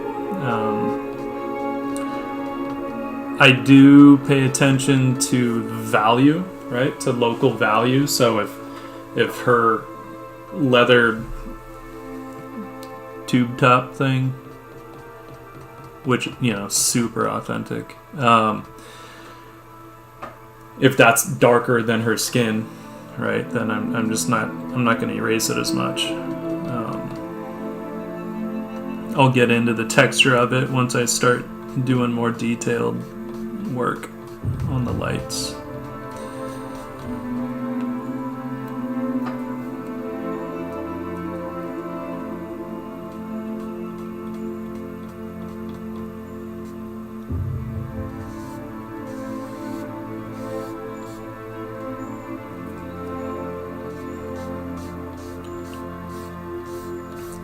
And the fun thing with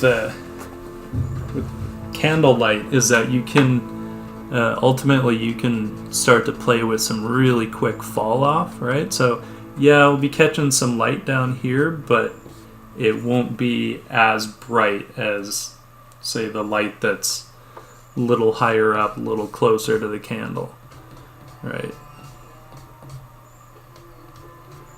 So that's kind of fun to play with when you're dealing with a local light source. Is just, and that's one way to sell it, is just to kind of play with that quick fall off.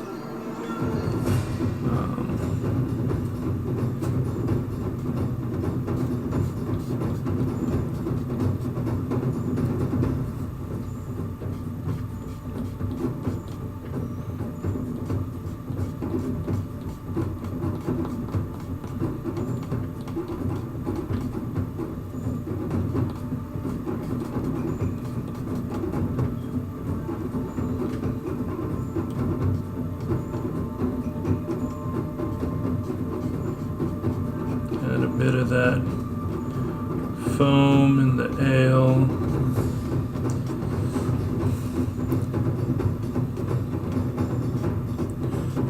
Oh, that beautiful ale spilled. Bummer.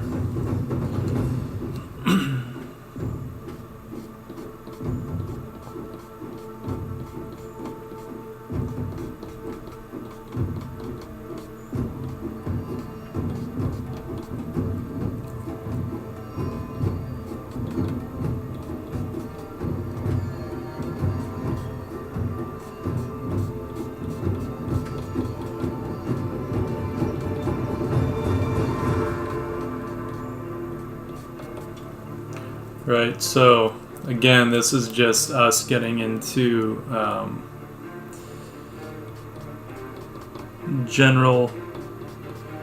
the general light shapes.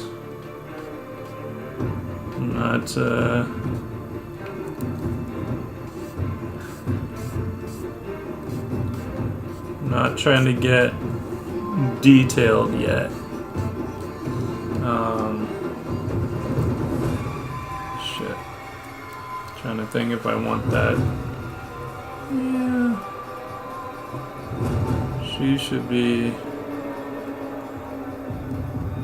maybe casting a bit of a shadow on that as well. Can at least indicate that.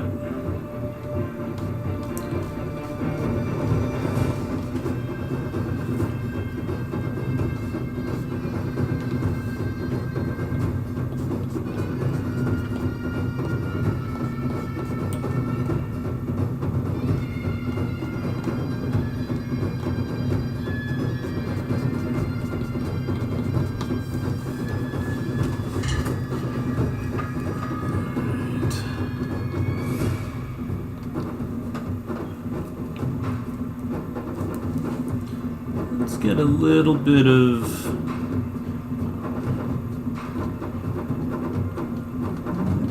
illumination in those candles.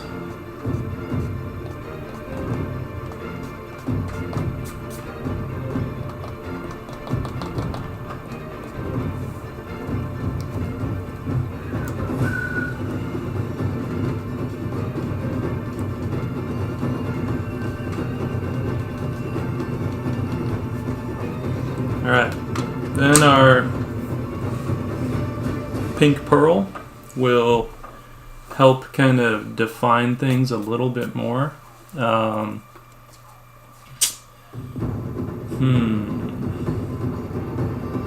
want...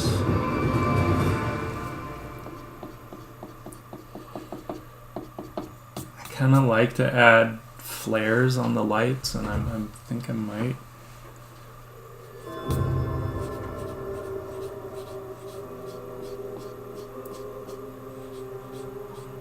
It's so funny. It's like stuff that back in the day, obviously, they wouldn't have considered because flares are really a camera thing, right?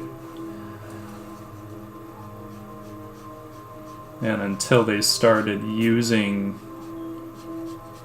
cameras in a heavy way, they wouldn't have really considered flares, but we're so used to them that sometimes things look a little strange without them.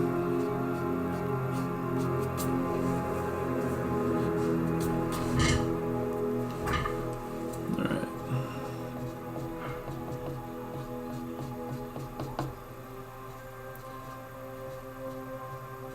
What I really like about the pink pearls is that you can work a little more with edges and like the planes on forms, and that's pretty fun.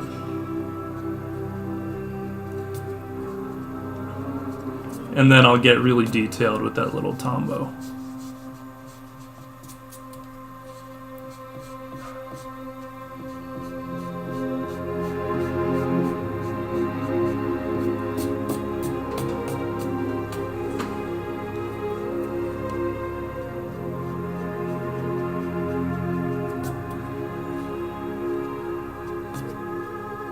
But you can do a lot of detail with this too once you kind of get used to it, and you know, it takes a bit of time and practice to develop control with it, but you can do it.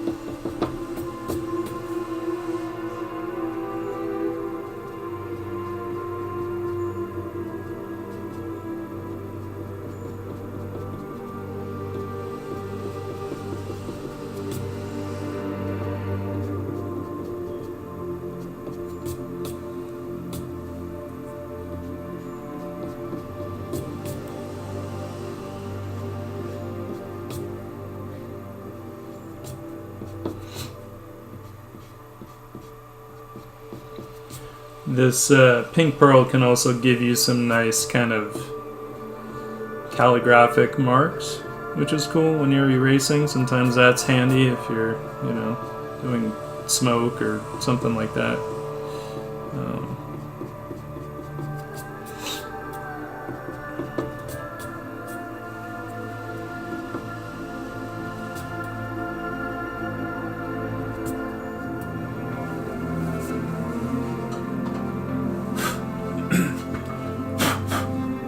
Sorry, I have to be able to see.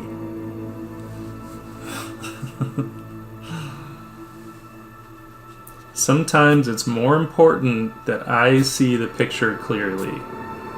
Autumn. It's not all about you.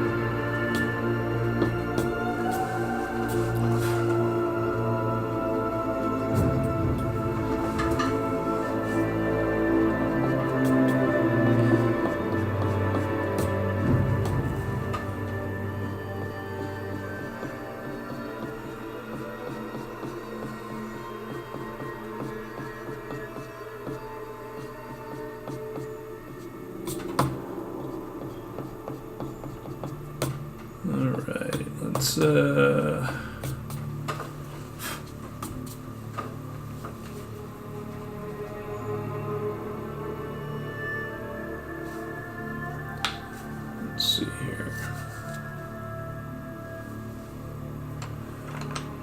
Okay. Details.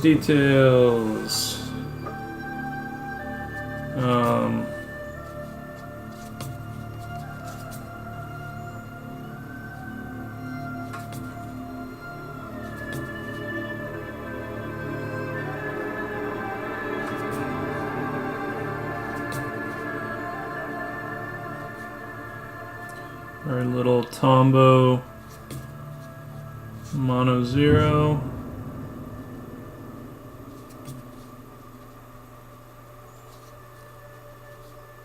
Is our friend. Our little detail-y friend.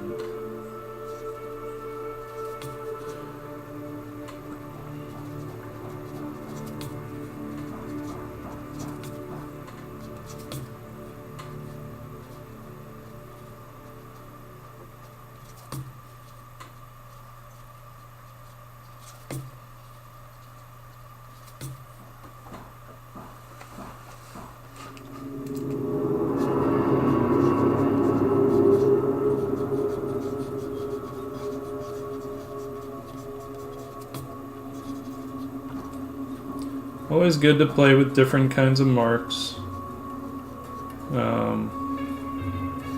Just to add a little bit of variety to the whole thing.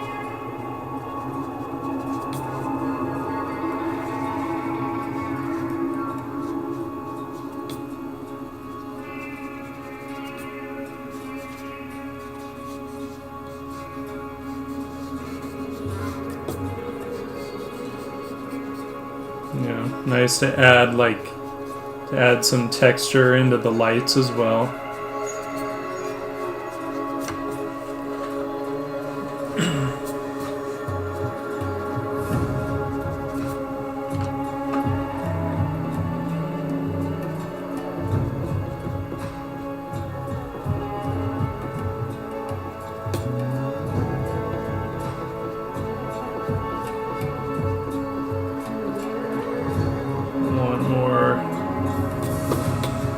Value separation.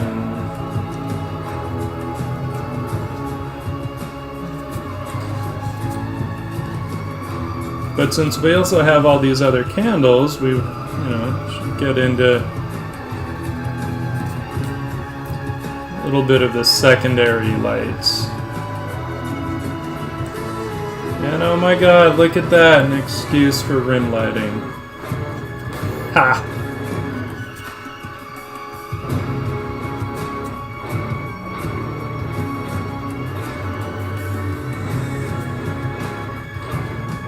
Keep saying one of these days I will start coming up with a different solve other than rim lighting. But not this day. Oh well.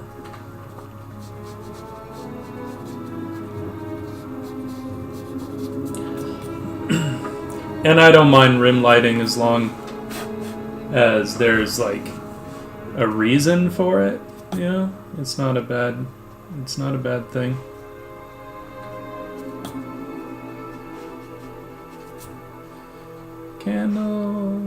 Candle fun.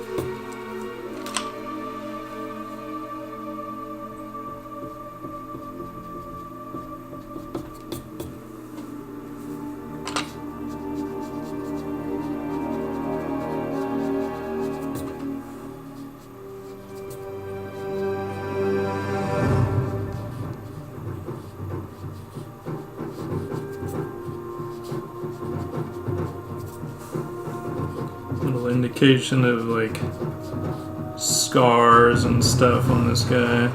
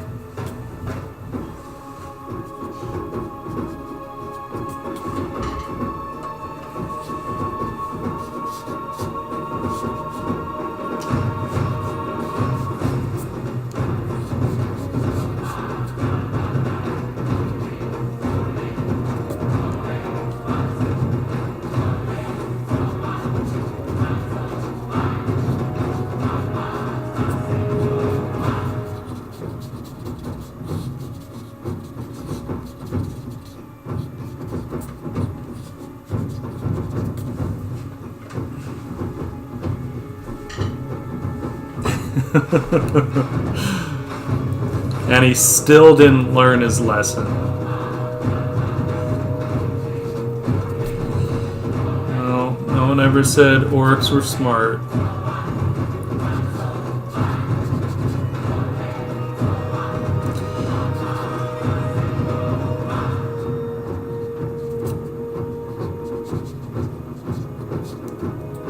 I know some people have kind of gone that route and made orcs like just as intelligent as humans, and that's fine. That's their prerogative. I just don't think it's as interesting.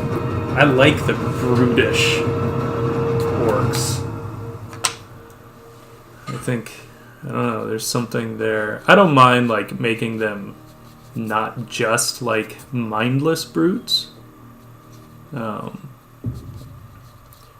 But I still, I don't know. Maybe that's just my own like upbringing, right? The stuff that I was that I grew up reading,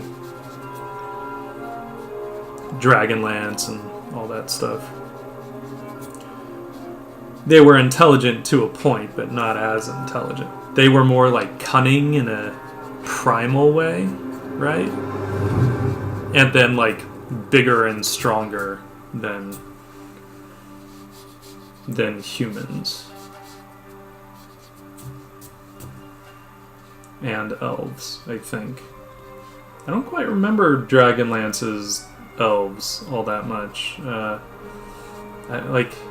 don't remember if they went for ones that were taller or slightly smaller than humans. Autumn?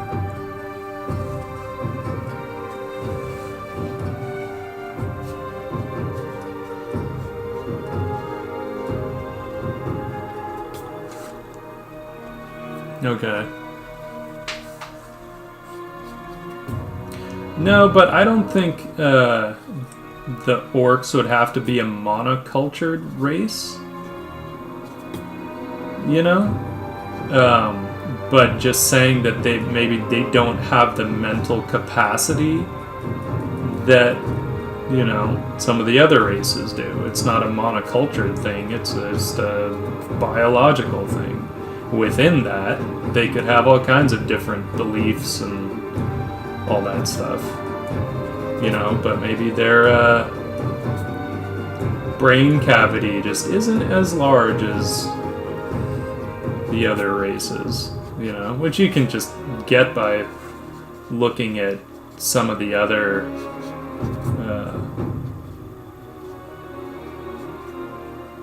humanoids, you know, that we've discovered over the years. Some of them you could see, like, the brain cavity was just not as large proportionally, you know.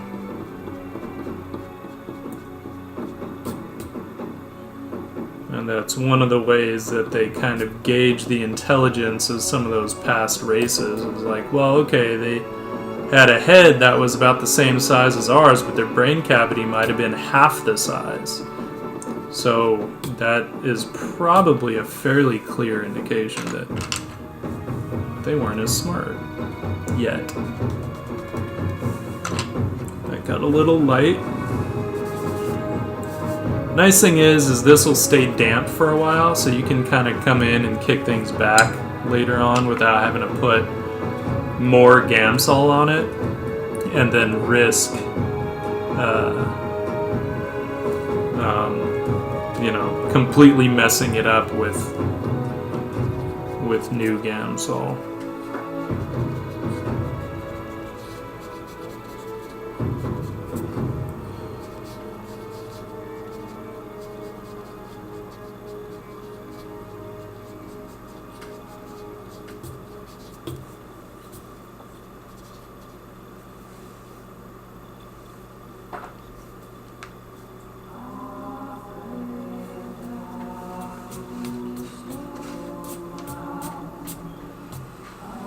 Yeah, but facial hair is an indication of intelligence, so they should have had facial hair. Everyone knows that all old wise men have long beards, so intelligence.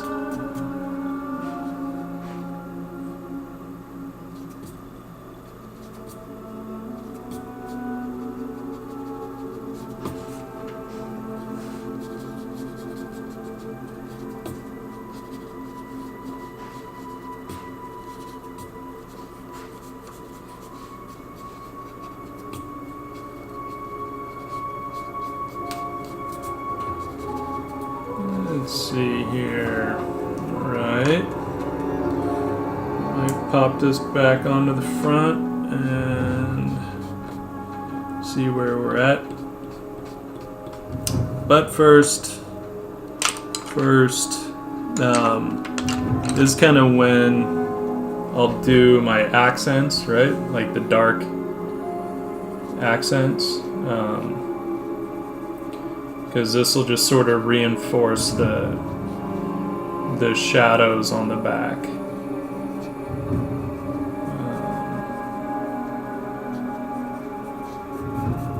Or on the front, sorry.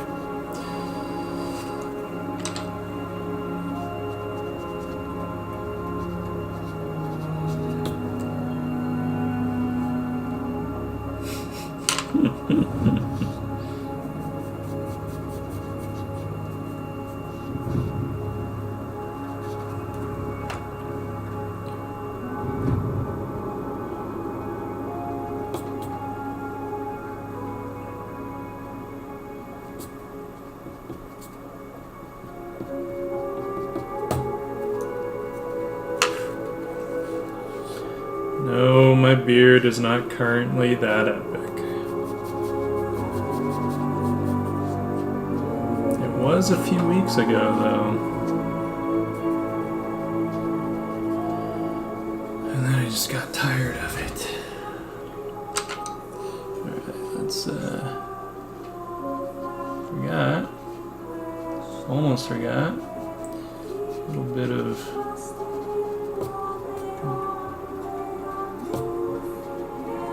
beer foam indication. Define that liquid a little more.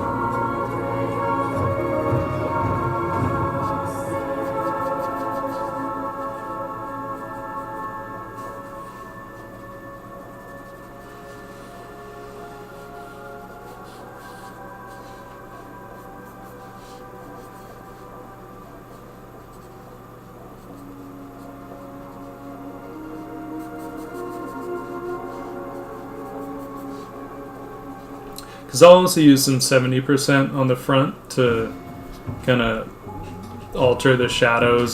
Not alter them, but it'll kind of reinforce the shadows and reinforce the value grouping a bit.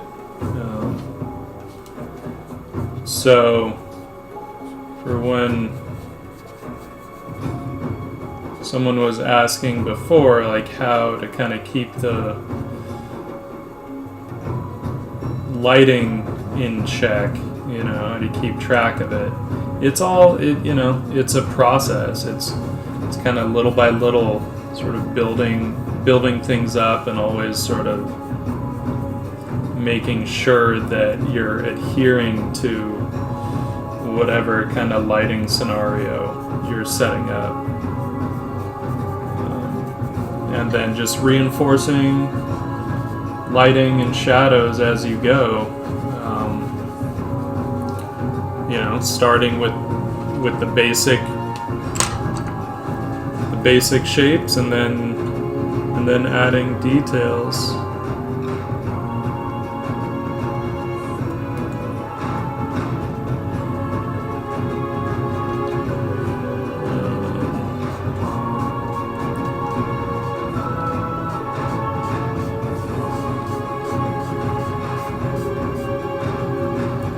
And you'll see, like, this stuff really started to dry, so what'll happen is you'll start to get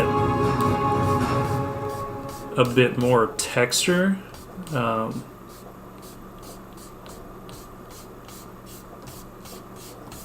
When you're erasing it, which isn't always a bad thing.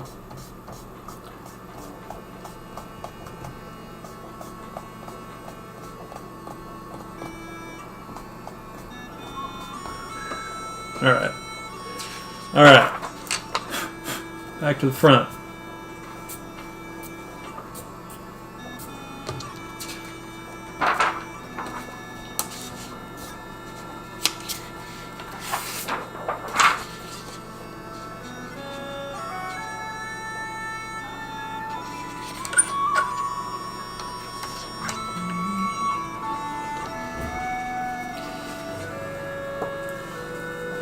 am digging it. Ugh. Alright, so first thing I will do is I will reinforce some of the details, and usually I do that by kind of reinforcing the cast shadows and form shadows and contours.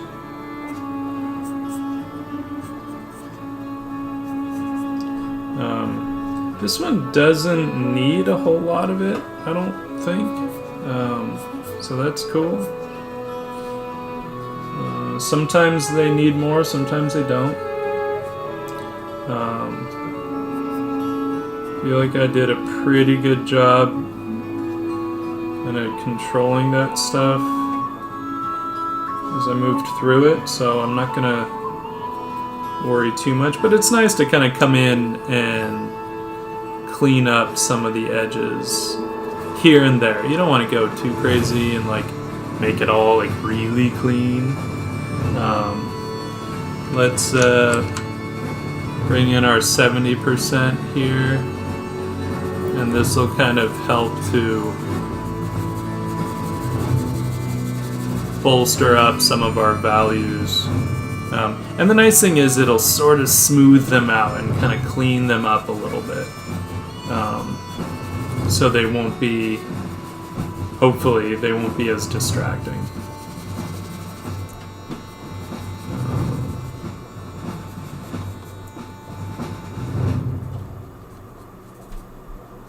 And it's a nice chance to play with some mid-range values as well. Right, and she's casting that shadow on the table.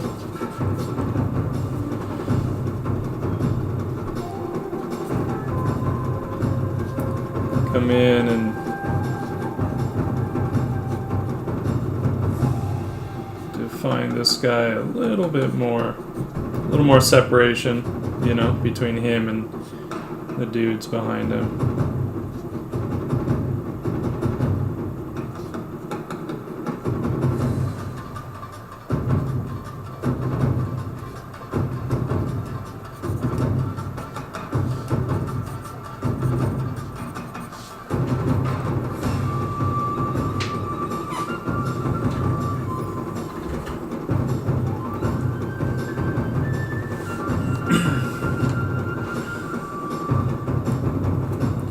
True, those damn eraser shards.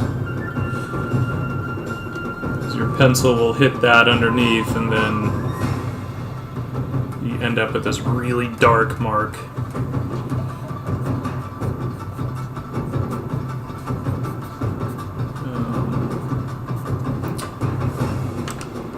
And a little bit of focal point cheating goes a long way.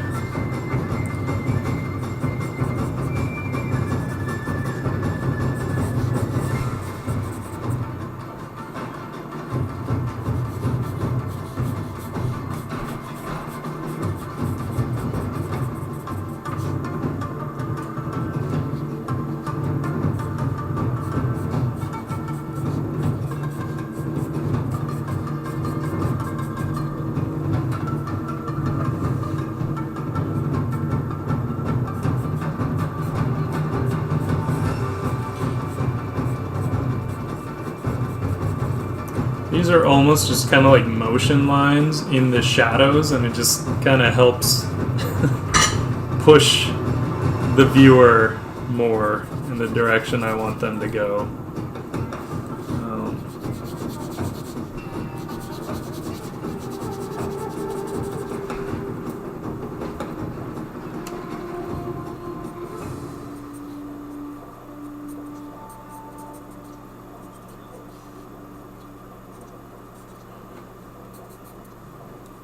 And then I think last, get a little bit of white.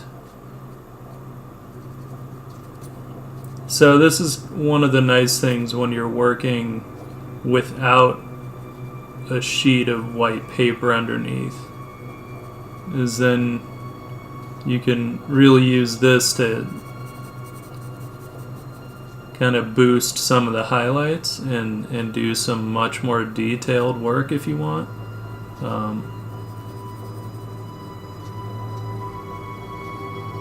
Just kind of depends on what your time frame is and what the end result is going to be. Like if you're going to scan this in and do some kind of post-production on it in Photoshop, then there's no point necessarily in doing this, but I am not going to do that. So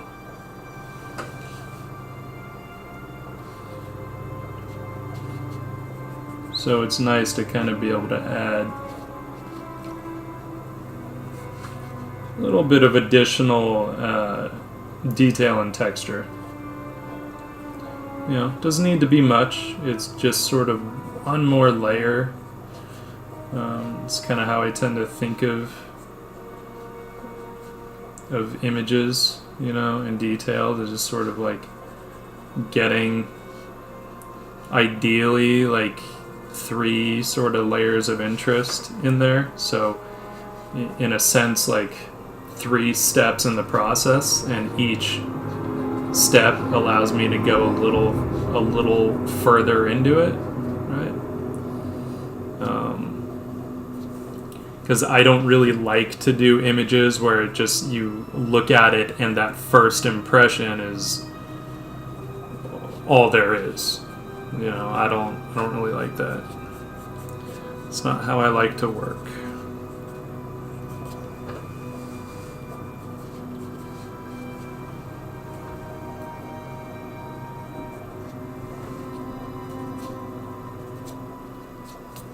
The only thing is when you're doing the white,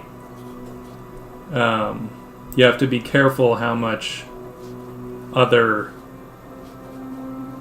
pencil, how much other pigment is underneath, because it won't necessarily act the way you want it to if you're trying to work over some like really heavy pencil or really dark pencil, right? So if you want some hot highlight somewhere, it's usually a good idea to erase that area first so that it's clean. Meaning just on the side of the surface that you're working on. It's fine, you can put it over the tone like I'm doing. But if you have too much pencil underneath this, then it's not really going to show up. It's going to actually kind of at first smear that pencil that's underneath and probably make it a little bit darker. Because it's making it opaque first. So it can be a pain in the ass if you're not aware of it, but it's all just practice. Practice, practice, practice, practice. Right?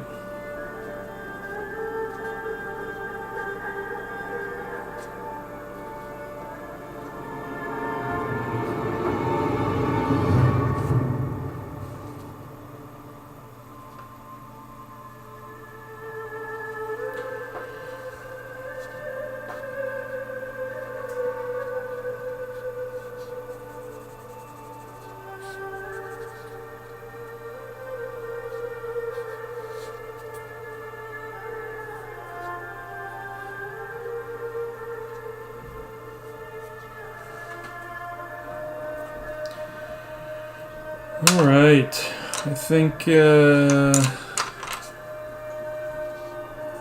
we are gonna call this done.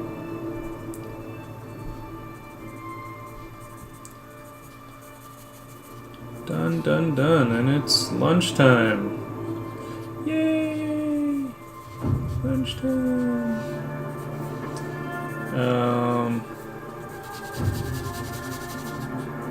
If anyone has any questions, let me know. feel like I talked through the process fairly successfully, even if I got distracted at times. Alright, that dark mark was distracting.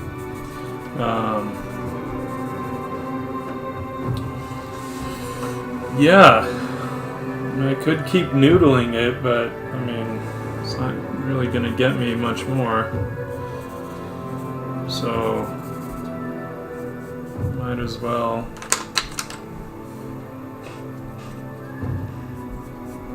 Might as well call it finished. Almost.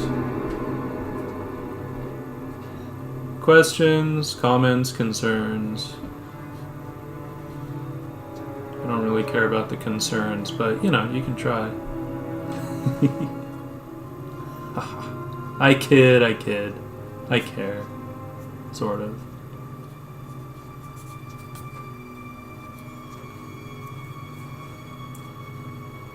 Too late now for concerns. It's done. More or less.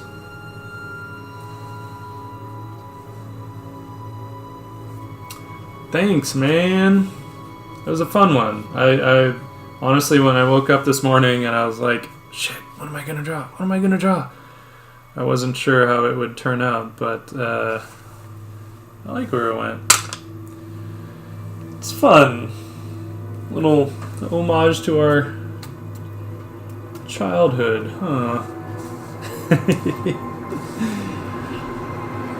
Alright. Alright, guys. I'm gonna call it. I would say it'll be up on Instagram, but since my phone is not working, won't turn on. Bastard. Suppose I should get it looked at. Alright, folks. Enjoy the rest of your Monday. I know I will. Hopefully. Hopefully my phone shit isn't too hectic. Yeah.